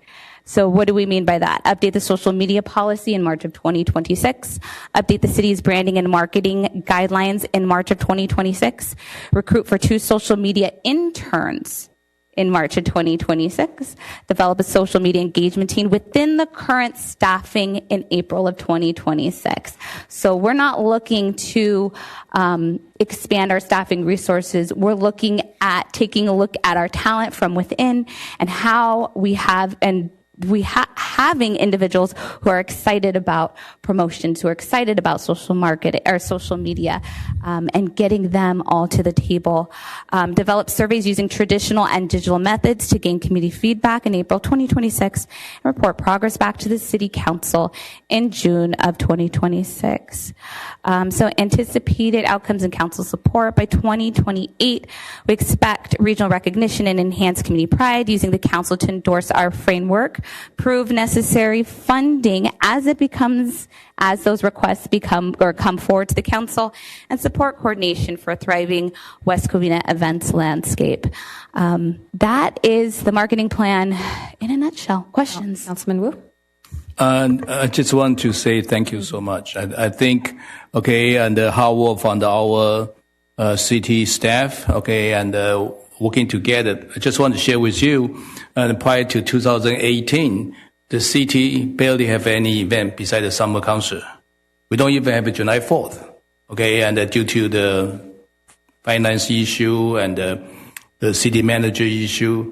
But look right now, and unfortunately we went through the pandemic, but after that we're coming out very strong. And what I say so many times, what is the reason we're sitting over here? What we want to produce, what we want to help to our residents is we want to provide, we try our best, the happiness, the unity, united our residents together, united all this so-called the freedom of our country, and united with all different kind of background people, but we are living in the same community. We want to work together. What we can help is provide the unity, the program. And the program, like I see so many programs. You have Palmview Park. You have ADA for the people. I went there many times, and it is a great program to help the people in need.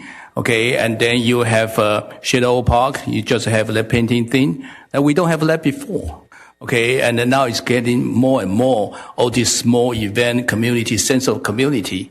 And the bigger one, like, for example, our children parade. Look at how beautiful is that. All the kids so happy. They united the West Covina. Okay, and then we have a Friday night. Of course, we have the new mayor with the tree lighting. Okay, that tree really much bigger than last year I have. I'm jealous. But look at how many people show up. Packed. People are happy. Okay, people over there packed. This is the most, okay, and tree lighting event I've seen packed with people, meaning your marketing strategy, it work. Friday night, packed. Okay, Moon Festival a little bit, but maybe we can improve and this year. So it's okay. It's sometimes you miss here. Spring Festival last year is a little bit missed. So we kind of, try to improve that thing. Okay, but no matter what, I want to thank the city staff effort. Okay, and I want to thank Susie Parade, Vanessa, Miguel, Leslie, all this, the name, I'm horrible with name, but this, all these person name I can remember because I see them all the time when they are serving our city. So they're really trying. They work very hard. And public work people put the stage together and this and that. This is a beautiful city. We are all working together to improve our city, to improve the residents' life. And that's why we sit over here, okay, and try to sacrifice our private time. And we have that mission to help each other. Okay, I want to, again, I cannot say more to show my appreciation, okay, for all our staff to put it together, bring happiness to our community, bring unity, okay, to our community, bring children, okay, let them to perform. Okay, but of course we have to see our budget because the police fire block the street, but you guys have to budget that thing, and you guys can run it because you should know, okay, this is working or this is too much money, control, okay, but if as long as you can put more event, I think that is how people are happy living in West Covina. That's why right now we're on the map. Everybody want to move to West Covina. A lot of builders stop building, but they still want to build West Covina because people want to live in this beautiful city. Thank you so much, staff. Thank you, the marketing, because I was worried before that we don't do enough for marketing, then our event waste of the effort. But the end of last year, couple event is packed, and look at your marketing work and your improvement. Thank you so much. Thank you. I just wanted to say that West Covina has an amazing community service department. I went to their training. They are the bomb. They're great. I just want to say also bravo to the whole team. West Covina is thriving, and as many of you know, community programs, community events, they hold very dear to me. It's a big passion that I have, and since I got in, I remember in 2018, we have gone a long way from today than what it was back then.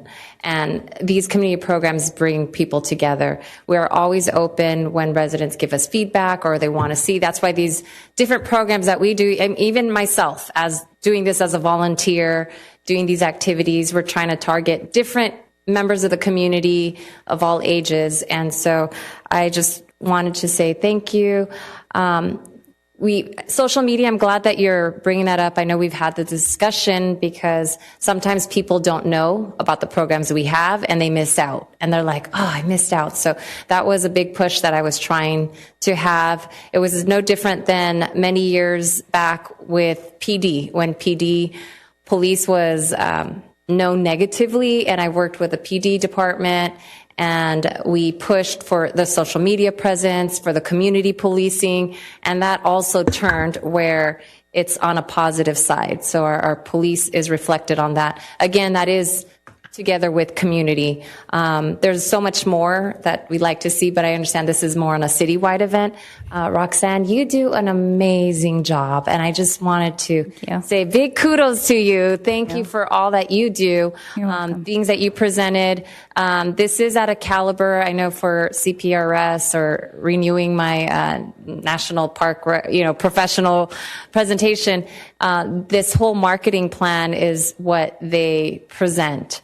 And so you pretty much hit every topic that we need to make sure we target. So I wanted to give you kudos for doing a great job. And I'd like to be the first to motion this, but I'll let other council speak. Does anybody else like to say anything? If not, I motion this. Second. We have a first and a second. Sorry, I have a motion by Mayor Pro Tem Lopez Viado, a second by Mayor Pro Tem Oli Contos to approve staff recommendations on item number 6, which is the promotional plan for citywide special events. Councilman Gutierrez. Yes, I want to commend our city staff for working extraordinarily hard, especially Roxanne, who always goes above and beyond. She works very hard, and Mylan as well. But since since there is money still owed to the city from an event in October of 2025, I'm going to have to vote no on it. Councilman Wu? Aye. Councilwoman Diaz? Aye. Mayor Pro Tem Contos? Aye. Mayor Lopez Viado? Aye, motion happily passes. On to item 7, direction for spaying, neutering, and or microchipping of pets. Acting City Manager, who will present the city staff report. Thank you, Madam Mayor. I'm going to have the Public Safety Manager, Matthew Ariza, present, and then both Matt and myself will help answer questions at the end. Good evening.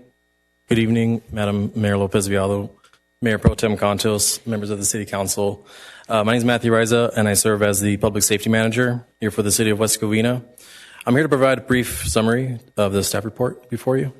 At the City Council meeting on April 1st, 2025, Mayor Pro Tem Contos requested that city staff explore the options, costs of requiring spaying and neutering and or the microchipping of pets.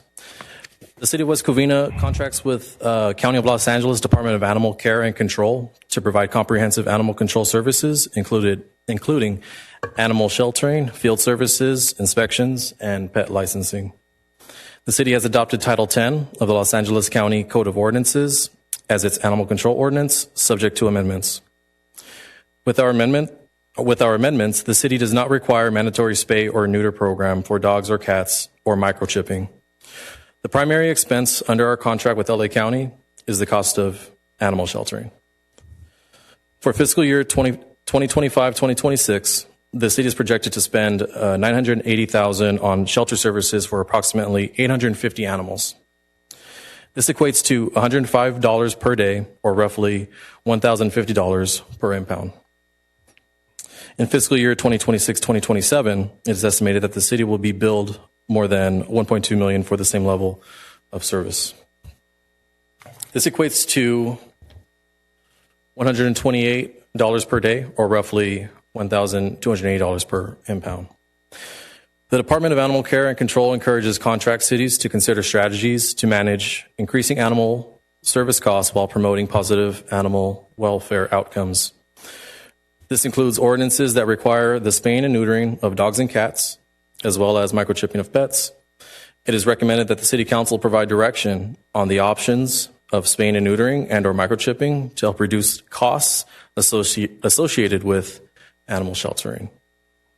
And that will conclude my summary. Acting City Manager Marakic and I are open to any questions that you may have. I'll have Mayor Pro Tem Contos. Thank you, Manager Ariza. I really appreciate the work put into the report. I do need to ask, would there be a way in terms of giving us the information needed for the direction that we could potentially take in moving forward, that you could examine the different ordinances done by different cities? Because contextually on April the 1st, I specifically had mentioned that there were, I think at least I remember mentioning that there were 38 cities that were that already had adopted a spaying, neutering, and microchipping ordinance. And so I was wondering if you could you could come back and expand on this report to provide different illustrations of what different cities have done and how well they have or have not worked. And the reason why is because the devil is in the details.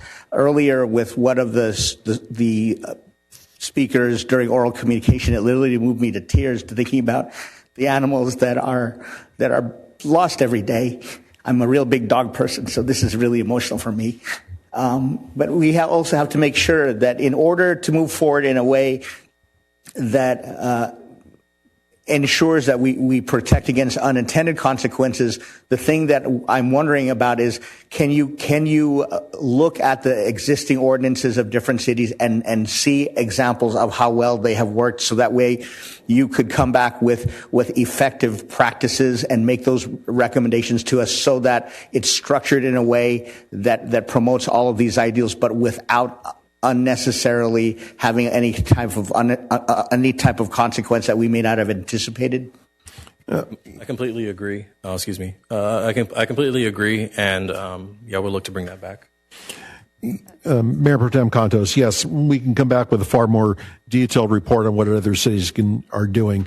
I can tell you that we have already reviewed the 6 surrounding contract cities that surround West Covina that use LA County Animal Control. All 6 do use a spay and neuter and microchip program. Those cities found that in the first year they reduced their sheltering costs by about 10%, and as the program continued, the decrease in sheltering costs continued. So again, I can come back with more detailed what other cities are doing. What you're going to find is the biggest expense of any city in LA County, it's going to be the sheltering costs. All other services, field services is minimal. Licensing and enforcement services minimal. In fact, you don't see, for the average resident, you don't see animal control trucks rolling up and down the streets of West Covina. But what we are going to see is on our invoices a large amount for the sheltering of animals, whether they've been picked up in the city of West Covina or they've been turned over or surrendered at the Baldwin Park shelter from West Covina residents. And that includes, like JD mentioned, sometimes there's stray pets at parks or on streets. Residents call, they're picked up. They're held for a minimum of 10 days. And right now it's $105 a day. So a little over $1,000 per impound. Those costs are going to go up in 2026 under new contract terms. Right now, they hold about 850 animals a year for us. If those numbers continue, it'd be about a $1.2 million cost in just sheltering services. But we can look at what other cities are doing as far as decreasing costs. And to answer Sherry's questions, we have identified and gone through line items that other cities are using. And again, the biggest cost is the sheltering. And our initial surveys have found that cities that have implemented the spay and neuter have reduced their costs considerably.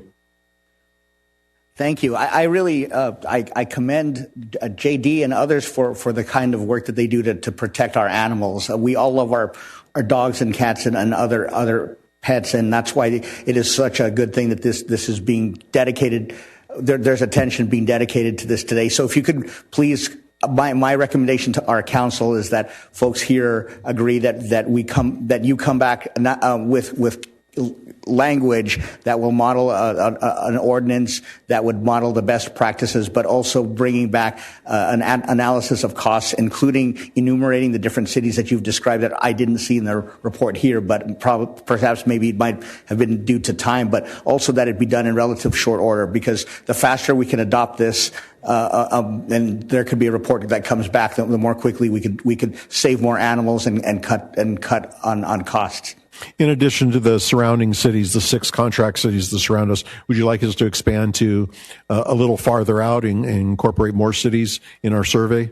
Yes, please. And that should also ideally include if there are different alternative approaches. And the other thing that may be good to include would be a support for low-cost veterinary alternatives, such as the event that we had several months ago that was really, really well received, and it booked really, really quickly, where there's such a need out there for spaying and neutering and microchipping. And if there were systems put into place for us to have clinics on a periodic basis, so that way we could actually save costs with residents, that would also be something that I would recommend that the council adopt in terms of the type of direction that we should take in moving forward.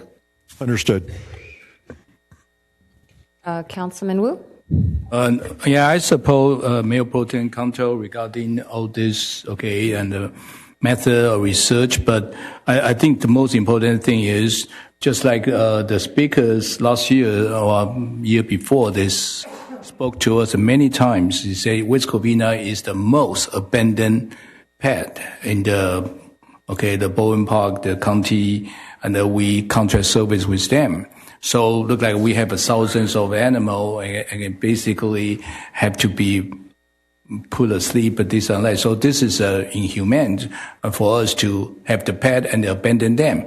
So how we stop the people, the resident to have pet and then abandon, I think this is something we need to see what kind of method we have, can kind of discourage people to just for a moment they want to have and then they live, running free in the park or on the street. So what the mechanism we can stop them to do it, because, that is one, I think there's a major issue. We have so many abandoned pet and dog and cat, this and that. A second thing, as I remember, since I live in West Covina since 1989, and I always have dog, and we all have a license. And I remember we always have people knock on my door to check about the license. And I asked last time, because that we pay the fee. I have 3 dogs. We pay the fee every year, license, and we have to give to the shot, rabies shot, this and that, to prove, so you can get a license, because they will be safe, not only for the dog, but also for the human. So all this, when you have a pet, it's a responsibility, like the children. You need to take care of them, bring it to the vet regularly, and that is the cost. And so how we, make sure possible the education, to tell the people it will cost you, and don't just get a dog and just let them run in free, because they have a lot of expenses. For example, also vaccine, need to be done, when they are young, and then rabies shot every 2 years, and then you need to register to the county, since we contract with them. I know they don't do door knocking anymore, but possible our city can do it. So in that way, the people can pay, like us, we pay the fee, so those license fee can offset what the city paying, to the county, the animal human society, that kind of thing. So there's a couple issue. And regarding all my dog, they all fix this and that, but the cost is really tremendous. And so how we help the resident and maybe county and find a way to reduce the cost, especially female. And they sometimes they go to $1,000 per dog. So, and not other people willing to pay for it. So that's another issue. And JD say it. A lot of people maybe just don't want to. When people knock on the door, they just let them go free. That is another issue. So how we kind of education and tell people, and plus make sure that the dog is going to cost them, and exactly they are not alive. We want to make sure you bring them to the earth, and you need to take care of them. So I think that's all the things, just a suggestion for you, all the angle and how we can make sure we don't produce so many abandoned.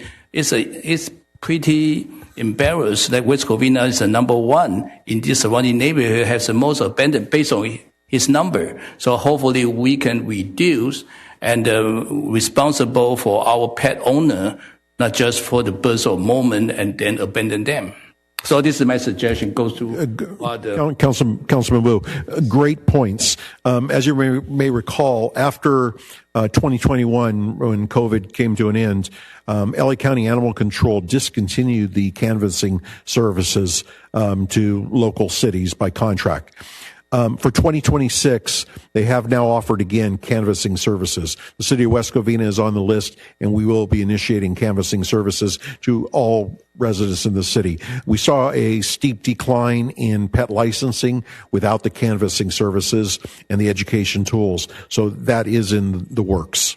So if we can educate the resident and use the pamphlet, okay, or any of, and the education or our website to let people understand where you can go to, okay, don't just abandon them. So where we can do the adoption and this and that, okay, and some people have financial issue, how can we help them, okay, or they can get some help from the county since we pay for it, and all those things, okay, hopefully we can really reduce, okay, the abandoned pet into the shelters and they will be put asleep, okay, so hopefully in no time we can really, okay, be more responsible for what we have. We own those, okay, animal. So, and it's a family member too. Okay. So, and you cannot just leave, abandon them. So anyway, this is a couple of suggestions. Okay. Or hopefully, I think the cost about, okay, neutering, okay, or fixing, okay, I think this is a major issue. I think microchips not really that expensive. No. But because I have a two years old Doberman, okay, and we went through all the this and that, okay, so I know just the operation, because the female, okay, is pretty pricey. So I think that's the issue. But regarding guidelines, okay, that we can bring it back to the city council to discuss, see if we should put a co-ordinance about that. Thank you. Thank you. Actually, for work, I just had to do a permit for a once a month low cost pet vaccine and microchipping that just occurred last Sunday. So I just did that, but I'd like to see that implemented. I know we have a dog park. If we can please bring that to our city and have this service. I'll ask that doctor if maybe he can bring it over here as well. So I'll do that. But we do have a dog park, and unfortunately, I know when I saw a lot of that in COVID, everybody was staying at home. They adopted all these pets, but then when they went back to work, they just let them go. Mm-hmm. Now, my question is, because we have a dog park, a lot of times they'll release their pets to a local dog park, which hence why I could see West Covina having so many pets, and then onto the streets. So if they do have a microchip that belongs to a different city, but we call them in, are we charged for that, or technically that city? So that is, if you have the answer, please, if you don't, I'd like to bring this to be presented. Absolutely. I'll bring that back. Okay, thank you. My other concern is all these penalties and violations make it hard to own a pet, especially those that are low income, and we do want to cater to them. I would like to see a sign at Del Norte Park that lists all these resources, that lists all these information so that they know where to go. I want to make it easy as possible for the pet owners. Put a QR code or anything that is just their website information, and have that in our city so that we can help all these things. And so I think that's pretty much it. You've heard a lot of our information. If you can bring that back to us, we do like to see what the neighboring cities do, because I know sometimes the neighboring cities just go to our city and, drop them off. So that is on mine. And Councilman Gutierrez. Yes. Do we know when the RFP for Del Norte is going to come back? Because I know there's huge holes in the dirt and it's falling apart. That's I don't know if that relates to the spay and neuter discussion right now, but I'll check back on that for you. Yeah. On the when is the parks plan coming back? Because I know she's asking for signs. No, my information is related to the spay and neuter. I'd like to give them the information to know where to get the spay and neutered, and to bring all these things to our. And what I'm saying is that you brought up a great point. So right now there's huge holes in the ground. Can we fill them up? That's not an agenda item. Let's stick with this, please. I know. I'm just saying there. I'm just stating that there's major holes in the ground that you just referred to of a Del Norte dog park. So I'm letting staff know there's holes in the ground. We need to fix that because it's a liability. That's it. Thank Understood. Back to the spay and neuter. We have reached out to LA County Animal Control and requested their clinics, their free and low cost clinics to come to West Covina. We've also reached out to private sector to bring those to West Covina. So we will include those. Staff will be prepared to bring this back on March 17th. Perfect. For full review. Again, we have done a lot of legwork. I mean, this initial report could have been, 10 pages if we put everything in there. This was more to seek direction from the council. If they're interested in us pursuing, looking at a little bit deeper at what other cities do and what we can do. I've worked at cities where I've actually started an in-house animal control program. So I've been there from just licensing to also housing. It's not an endeavor we want to do, but I'm well aware of all the different aspects of the animal control field that we can look at to reduce costs.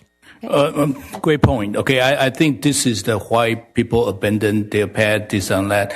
If we can have them to come in with a lower cost to do the fixing, this and that, I think it's going to reduce a lot of issue, reproduce and then, so I think the cost, I think is a major issue to the resident or pet owner. So hopefully you can bring this to the city and we can promote, and bring to I remember so many years ago before the pandemic, I saw them come to our park.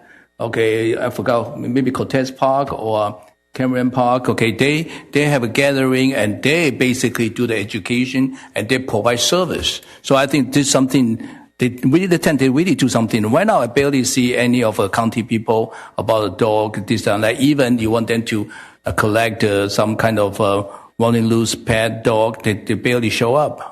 Or their raccoon, and the resident told me they don't show up. So I have to have our city staff to help out. Otherwise put the plastic back. But so anyway, I think this is the cost. If we can reduce and get them to help us, I think that will help the resident a lot and reduce reproduction. And I do have one question. When residents contain a dog or a cat or whatever animal, can you find out how long would it take for them to come? Because I've personally had to contain a pet, and by the time I'm done with work, they're still not there. But you have to be there to contain. So we'd like to find that out. Yeah, there's been times where there's kind of a delay in response due to lack of staffing or whatever the case may be. But I've had contacts at Animal Control that do respond. There's a change of staff repeatedly, so I don't have those contacts anymore. But when I do obtain a reliable contact with Animal Control, they usually do respond fairly quickly. So I'll definitely look for a reliable contact and maybe get in contact with somebody at Baldwin Park. Okay. And yes, the education component is very crucial for the council presentation and for the community and for the location of where it is. So we need to definitely provide that. Understood. Do I have any other questions here? Thank you. Thank you so much. You want to go ahead and motion? Appreciate it. I move adoption. And I'll second. Thank you. I have a motion by Mayor Pro Tem Contos, a second by Mayor Lopez Viado, regarding item number 7, direction for spaying, neutering, and or microchipping of pets. I just want to make sure I've captured all of your requests. And so we want to come back to the council with language, including an ordinance regarding spaying, neutering, and microchipping, and also information on what other cities are doing. We would like to include information on low-cost veterinarian services, including spaying and neutering, a mechanism to hold residents responsible for abandoned pets. We would also like to bring back licensing education to the residents. Did I miss? Madam Mayor, this is why Lisa Sherrick is the best around. She is awesome. You are amazing. Absolutely got it. She cut everything. I appreciate that. Everything. Yes. Thank you. Maybe something I didn't say. I know. You read the minds. Councilmember Gutierrez? Aye. Councilman Wu? Aye. Councilwoman Diaz? Aye. Mayor Pro Tem Contos? Aye. Mayor Lopez Viado? Aye. Motion passes. On to City Council reports, AB 1234 conference and meeting report. Is there any? No. City Council request. Mother, may I? Council. Madam Mayor? Oh, well, go ahead. sorry. No. Go ahead. Mayor Pro Tem Contos. Thank you, Madam Mayor. Thank you so much. The first one has to do with the Senior and Community Services Commission. Yet again, the most recent meeting, there wasn't a quorum. I'm wondering if staff can look into the extent to which folks who have been appointed are not regularly attending. And that includes for all of us, because whenever a quorum can't be assembled, then we can't proceed forward with business in it, and it creates a big time waste for everyone who does take the time to come. So would there be a way that the staff can please do a check as to, with those who have been recorded not to be in regular attendance, and especially if the attendance has been lacking for 3 or more. So that way, if there are people who are unable to make the commitments, then whoever appointees they belong to, then we can make changes accordingly. So that way we can at least have a robust functioning body. I'll second. I agree with that. And another thing, I hope the city can give them a proper notice. And I remember I talked to some of the commissioners. I say, why you guys didn't show up? And then basically we don't have a quorum. And some people say, oh, I even don't know. So we want to make sure they have no excuses they don't know. So we post and we send an email. Maybe we even call them. Okay, make sure say, yeah, thank you. So in that way, if they still don't show up, then we should know who doesn't show up. So we might have say, if you don't want to do it, we might have to find somebody to do it, somebody willing to serve. Rather, you just take the position. So I support that. Assistant City Manager Roxanne? Through the chair, if I may, one recommendation that we would have is taking a look at the day of the week. So perhaps looking to see, we want our commissioners to be able to participate. So perhaps polling those commissioners to find out maybe there's a day that makes more sense. And myself and the city clerk's office have been in communication regarding that. And looking into, does this require an ordinance change? Does it not? And then looping in the city attorney's office as well. So that's one recommendation that we have, is to poll the commission and see if there is a better day. Okay. Nobody against it. Nobody's against it, so we can go ahead and move forward with that. Any other city council? Thank you. And my second, there are only 3. My second request has to do with city walkability.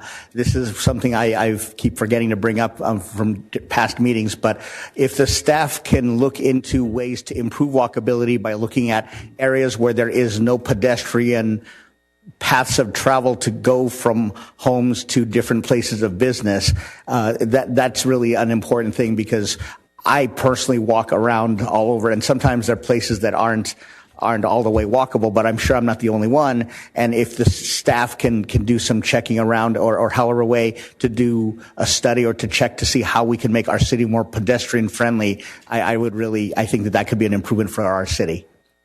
I have a question. Councilman Wu. And the city has a lot of area, including my area. They don't have a walkway. Okay. And then, a lot. So I don't know how the city to look into it, and maybe budget if we want to put the sidewalk, and there will be tremendous, costs. So I don't think city have that unless we can get it from federal state grant. I don't think they will give us a dime.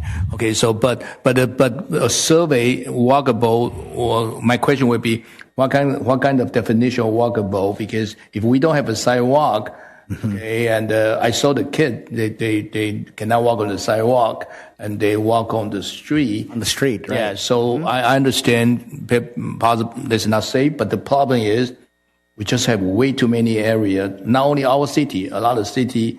Now they have all the street has a sidewalk, unless they're a new city, or then the new development they must have a sidewalk. But 1923, a lot of areas still don't have a sidewalk. So I don't know what your definition of walkable. Oh, sure. How to make city to not spend way too much budget, but still can improve. Not rather than just research. There's improvement. That's a very good question. I think that, let's say, if there could be an opportunity for the residents to weigh in who need more walkable pathways and who would like it in their areas.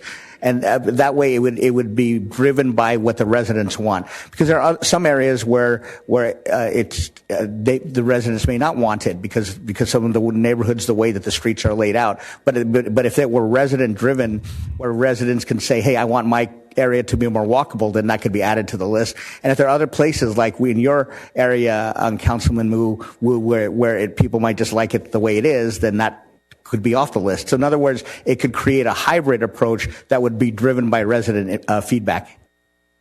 I know we had a discussion about this a while back, and I do see you walking. Sometimes I see you, I'm like, oh, there's Oli walking. So it's nice to see you walking. I agree on the major streets and so forth. We had this discussion a while back, and a lot of the residents, especially that their grass goes all the way to the front of the yard, and they mentioned, well, our sprinkler system is already there, the tree's already there. Some didn't want to, it would impact their space and area, and then I know the cost of the city. So, I mean, if there is specific areas, but I know that cost is going to be a lot. I'm for it. I just want you to be aware that a lot of the residents didn't want to do that because of their spacage and so forth, and barricades and a bunch of other reasons. But I just wanted to put that out there. And that makes. Oh, I'm sorry. That makes sense, Madam Mayor, because there are different characteristics of different neighborhoods around the city. So that's why the flexibility would be there for people to sort of express whether they want them or not. And if they don't, they don't. And if they do, then at least it could be considered. And even then, if it's considered, it doesn't mean it'll be adopted. But at least we have that on our radar that residents in a particular area need some walkway to go from wherever they are to, let's say, a place, a shopping center or wherever. How would you address if one of the neighbor wants it and the next door neighbor doesn't want it? It's just going to be a cookie cutter. That's a good question. What could be done there is there could be some feedback, or we just talk about it. Maybe the answer may be that we don't put it there. The easiest low-hanging fruit would be if there's an area where residents universally really do want it, then we could focus on that. And if there are areas where there's disagreement, then that could just be something to be revisited at another time. But at least with that hybrid approach, if there are a cluster of residents in a certain area who do want it and who can show that why it's needed and they all want it, then it could at least be considered for future funding if possible. And if there are other places where there's disagreement, then that could be further debated among themselves until they decide to proceed forward with how to resolve that. Councilman Gutierrez. Yes, I think one of my first council requests was that as well. And I think it's not specifically picking certain areas to do it. It's really creating a system and a study that when a resident does complain or wishes to inquire about something like that there is a process in place.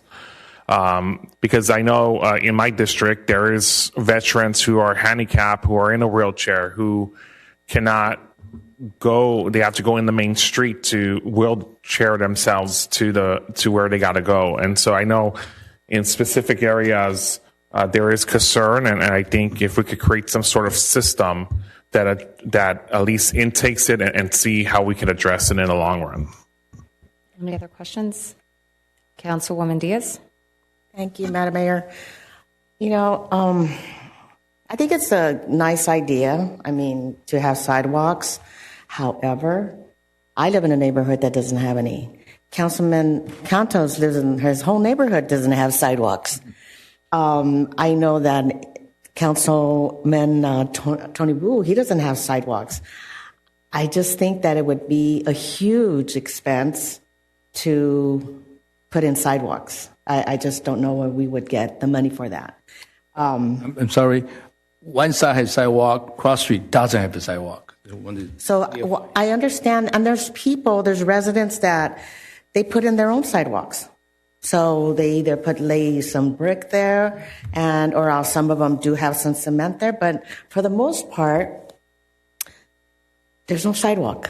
So, it's a nice idea, but I just think that I think it's something that maybe the neighborhood can have a petition of some sort. Maybe the neighborhood could sign, their neighbors can sign something and bring it to city council and say, hey, we want sidewalks. And maybe something can happen that way. But I mean, I don't know how long it would take the staff to come up with some sort of a plan. We have so many other projects that we need to do. Can I say, okay, just want to clarify, when you say walkable, is that absolutely need a sidewalk, or walkable is how can we make some intersection with a more, okay, with a more walkable, safe, with a crosswalk, the paint, okay, or the traffic signal, and that we can improve so things can happen. Sidewalk, because the entire city is 16.5 square mile, we have almost 60% possible no sidewalk. So so your definition of a walkable will be, need to kind of see, if you want to change everything with sidewalk, I don't think it's physically, okay, financially, you're going to bankrupt the city. It's not going to happen. So because that's tremendous, okay, effort. Plus that, like a Councilwoman Dia talking about, a lot of people already put, okay, speaking to the first 5 feet that belong to the city, but due to its no sidewalk, okay, and they already planted trees, sprinkler, flower, this and that. So again, this is a very complicated and a tremendous financial burden. And in the perfect world, in the newer city, they all have sidewalk because the development already request.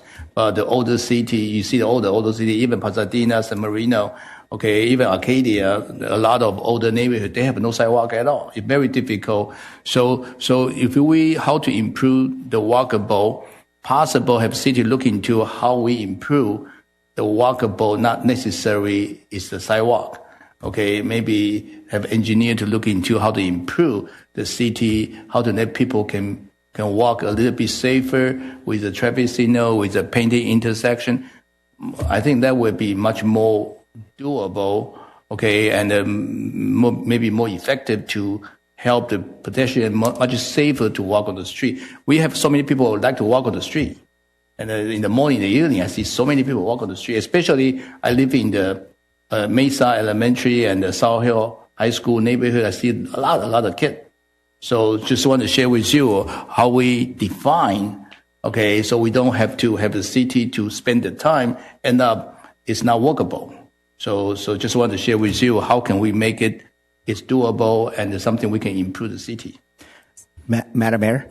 I think that's precisely why putting a process into place where there would be different scenarios. Let's say neighborhoods like Councilwoman Diaz and mine and yours, Councilman Wu, there's no sidewalks and maybe our folks will want it, but there might be other parts of the city where maybe a cluster do. So if there was an interactive process there that would just allow that flexibility to just look at the possibility, not necessarily even to approve it, but at least to consider it, and then maybe to put it on the CIP list. Let's say, for example, with Councilman Gutierrez, if there's a wheelchair user who has no real way to travel as a pedestrian, that might be a very, very good reason, or that would be a very good reason to put in a request for that. But then in other places like where various of us are, maybe it wouldn't be. So the fact of flexibility is what would be factored in to an approach where there's no one size fits all approach.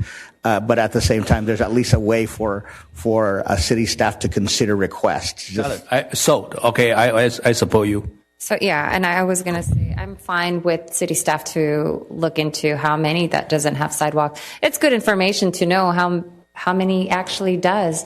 And I do like what Councilwoman Diaz mentioned about residents creating their own sidewalk. It's not a burden on the city. If somehow a CDBG or the loan preservation, if that could be included, that I would like to see that as well, so that they don't have to cover the cost. If they sell their home, yes, they could pay it back. So if the loan preservation not only is for their outer home and the basic necessity, but maybe sidewalk is included on that one as well. So yes, we could definitely support that, just to see the information that is being brought to us. It's good information to know. In my district too, there's a lot of places that don't have sidewalks. I know when we walk around the neighborhood, there's portions where we go on the street side, but those are smaller streets. It's not heavily impacted by vehicles, so it's not as a concern versus the major streets, the major pedestrian areas. That one, of course, the safety is important, and that I'd like to see, improvements on those portions where everyone else walks. So yes, we'll support you. So, Thank you. anything else? He has a number. Oh yeah, number 3. Go ahead. Okay, and the last one are the doggone medians and the shopping centers and the. Yes. Oh my gosh, I keep getting call after call, email, other communications. People in the community and people here can verify. People are really getting upset and downright angry about how the way the city has looked lately. I'm not really sure what the issue is. I know that folks are working hard. From a resident standpoint, it's just important to get this stuff fixed. Let's say the shopping center on where the IKEA is, apparently there's no landscaping, it's just dirt. Or there are other places where the medians aren't planted well, or there isn't appropriate landscaping that makes sense, where there's a mix between succulents and flowers or whatever. Just all sorts of things. And so is there a way that staff could go around and tell us what they see and what they're going to be fixing, so that way we don't these issues of beautification are resolved. Since I got here, I've been bringing up issues from time to time, but it's just difficult when these issues keep recurring, or they're weeds, or they're things where of issues relating to beautification that are still outstanding up through now. So is there a way that we could, as a council, ask staff to literally go through where all the medians are, show us what they've identified, so that way, we, Councilwoman Diaz and I, we go around and we look, but at the same time, that also needs to be done by staff as well, to go around and take a look at everything and then to fix everything, or to identify what needs to be fixed, to tell us what they're going to do, so that way we can return to beautification that we once knew before, because apparently lately, I keep hearing about it. I have to admit, full disclosure, I have no way to verify what they're saying is true. But I believe them. So I just wanted to bring this up here. And I completely agree with you. This has been an ongoing issue prior to even you coming in. That was one of the reasons why I remember having to, when I found that on one of the tree or one of the contracts that said medians were their thing, I was like harping on them that they're not doing their job on that. So that was a big thing. And I know Councilwoman Diaz on the beautification and the medians. Of course, we are a big city and we focus on like the areas we're at. The district residents give us an email and they let us know, especially after the rains, the weeds just grow humongous. It's really bad. I know, like on Vincent and Glendora, that big pathway of like where the fork is, that median is just ugly. It's just really bad. I know I've met with the city manager on my request on the medians and the trees and the beautification, especially on the major areas where we get a lot of visitors from the outside of the city, not just within. So that, if we can push, we'd like to make sure that moves forward, and we shouldn't have to keep coming back to the council and bringing the same issue over and over. Yep. Really quick, okay, I 100% support. Okay, I think we broken record talk about media and beautification and this and that. But IKEA belong to Covina. Okay, so okay. Oh yeah, IKEA is too bad. I want IKEA tax come to West Covina. IKEA belong to Covina. Walkman, okay, south, that's West Covina. So we can call Covina to clean it up. Okay, but other than that, I think the median, all those issue, I think it's a contractor issue. Okay, and right now we still haven't settled with the contractor. So hopefully we can look at merchants doing okay job. Okay, and the bright view of our median still, I think we already fired them 3 times. So I don't know what will happen, who is going to clean out our median. Okay, I think that's the issue about contractor. Okay, hopefully you can find somebody really willing to serve our city to make it nice. That's correct. So we recognize that our medians and our sidewalk areas do not look good. The city has gone out for RFP. That RFP will be closing this week. Staff will then review and interview the companies that have submitted bids, and we'll be looking to get a service provider on as soon as we can. But we do recognize that they do not look good, and the areas, the medians and sidewalk areas, specifically on our main corridors, we're all under a contract, and that contract did not work out. Okay. Thank you. Okay, so we support you. So this is. Thank you. That's nobody it. against. Any other city council requests? Councilman Gutierrez. Yes. When is the fire station cost analysis coming back? You want it as a council request? No, it's supposed to come back. So before I make my council request, I want to understand, do we know when it's coming back? I do not. Okay.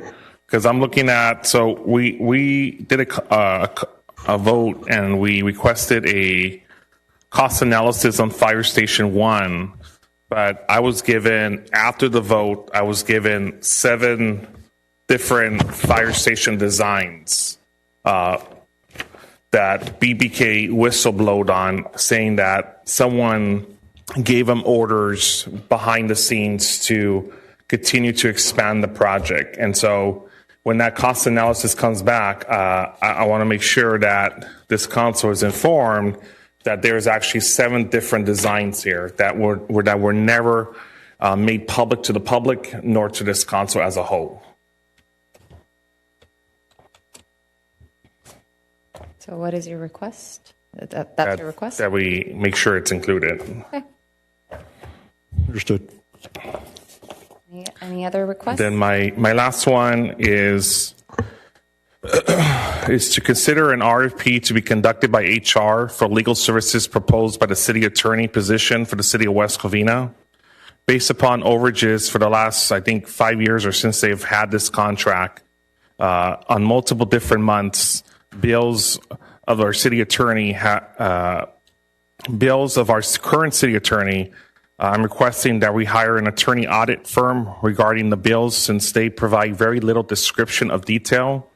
At times, they're going over $100,000 for the last couple of years. Then I believe that there is a need for a panel of attorneys to provide litigation and legal services to the city, and would request that staff HR to start an RFP for solicitation proposals to providing litigation services to the city. Is there any support for that? Second, as a matter of just cost analysis and such.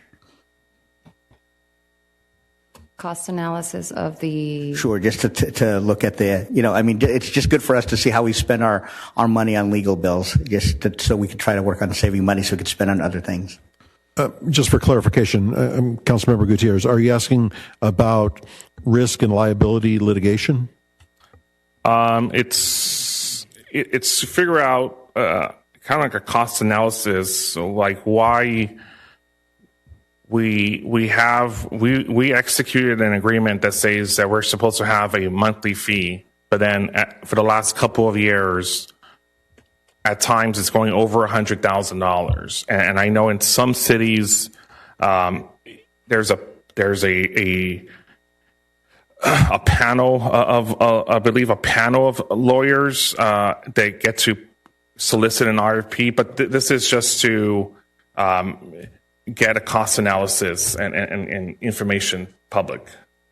The cost analysis, I'm okay, but hiring an RFP and doing all that and getting other... First it's the cost analysis. So figuring out why, for the last couple of years, why our lawyer bills have gone over $100,000. So, Councilman Wu? I think this all information can get it from the finance department. I think a couple of years ago, before your time, and this time Stephanie, and then they say they increased request, and they have increased for 3-4 years. And I asked her, is that legit, for this increase? And she said yes, because they spend a lot of time for returning. And that's why it's worth it. And I say, can you make sure the city is really not, overpay? And she said no. And I say, and that's why we approve. That's, I think it's about 2-3 years ago, regarding the issue. So, and all the information can receive from our finance department. I don't know why we need a Mother May I over here, so I'm not going to support this. Yeah, so my understanding is Karen here, but I'm not going to put her on the spot, but Karen told me that she was instructed not to provide financials anymore to members of the council, that she was instructed that all council members have to go through a California Public Records Act request. So again, it's to ensure transparency in the process. And if Karen wants to say if I'm lying or not, feel free to, but she was told that, so. Is that accurate? Or go ahead, City Manager. Again, Councilmember Gutierrez, I just want to get clarification. We use multiple entities for our legal services. We use one for our litigation through JPIA, which is a panel of probably 100 attorneys that we use there. We have our human resources, our labor attorneys. That's a large firm that we use as well. Multiple different attorneys there. We also use special counsel for a number of items. Yeah, and the problem is that at no point did we ever do. We may have a lot of lawyers on getting paid, but at no point did we ever. And that's why I'm asking first for a cost analysis to be presented to us. But at no point did we ever go for an RFP for all these other lawyers we have on payroll. And I think transparency is important when it comes to legal fees. And so I'm not asking. I'm asking for a cost analysis to be done. To be brought back to the council. Again, I did ask Karen today for some financials, and she was instructed to withhold those numbers from the council, and the council had to go through the CPRA process. And again, I don't want to put Karen on the spot, but she could tell you if I'm lying or not. But. Madam Mayor? Go ahead, Mayor Pro Tem. Actually, in support of the idea, I think that it is a good thing to lay out to the public what costs are related to different things. Let's say if there are litigation costs, and what do those matters pertain to? If there are other legal matters that pertain, that way the public can see. So if there are different costs for different categories, let's say if our litigation expenses go up, what are those expenses for? Or if there's another set of matters relating to labor or whatever. But at least we'll be able to then see transparently how much different items or different matters cost that have been costing the city. So that way everyone will be able to see it. So I'm in support of what Mayor Pro Tem Cantos had said in regards to giving a presentation on where these fees and where they go to. I know we do have a retainer fee. I know a few years ago, we wanted to prevent a lot of risk, especially lawsuits and everything that we've had discussed. We had voted that, a few years ago. We've changed things around before these two councils had arrived. So I am in support with what Mayor Pro Tem Cantos says in a presentation of where the fees, the attorneys, the cost, the breakdown of that goes. So yeah, I will be in support of his. That was my request. So, but not Mayor Pro Tem Cantos just clarified my request. But that wouldn't be an RFP. It would be a. Okay, I know, but he clarified it, so we're going to go with he clarified it for me. Okay, so in support of Mayor Pro Tem Cantos. Thank you. Any questions? No? Okay, we'll go ahead and to what he said. Roll call. It's a first and second. I against. You're against? I won't support this. This is like another witch hunt. Okay, typical nonsense. Okay, so I won't support this. Okay, just to break down. I think so. Yeah. Okay, so we have three. Just the basic. Roll call, please. Roll call and. So I have a motion by Councilmember Gutierrez with clarification by Mayor Pro Tem Cantos to provide a cost analysis presentation to the council, basically separating. Sorry, is it a cost analysis or a breakdown of what? A breakdown of It's a breakdown. Yes, like litigation. Yes. Correct. Lawsuits, where the different legal costs go to, and I had a second by you, Mayor Pro Tem. Yes. Okay, Actually, it was a second by the mayor. Apologies. Yeah, the reason is this: we don't want a lawsuit. Also costs money. But it's like we cannot avoid people suing us. Okay, and so when people want to sue us, then we have to have all this attorney. I hope we can live in the utopia. We don't have a lawsuit, but United States is a free country. people are free to sue each other. So that's why we have all this attorney and this, and every time, okay, we in the closed session, this is all about lawsuit. Okay, and lawsuit costs a lot of money, and we have one city council already cost so much lawsuit on this and that. So in that way, and this sounds like a retaliation, okay, about this. Okay, don't identify yourself. I'm talking. You don't interrupt. Okay, let me finish. So in that way, it sounds like a retaliation. It sounds like this is a witch hunt. So this is just not the right way to do this. You can do the public record and get all the numbers, okay, and it shows to us. They say this is wrong, rather than put some people on the spot, like somebody doing the corruption. The typical, again, the same issue. So I will absolutely not going to support this. And, I have mentioned in the past as well that I had requests, I had made a request that I'd like to see, because people say, oh, wasting taxpayers' funds. Well, this is a perfect opportunity to see the council, how much each council had wasted taxpayers' funds. So that's why I support this, because that is under the umbrella of legal fees. I'd like the residents to know what these costs are, because every time somebody sues us, whether they win or lose, it costs the city money. And those people that sue should be out in the open.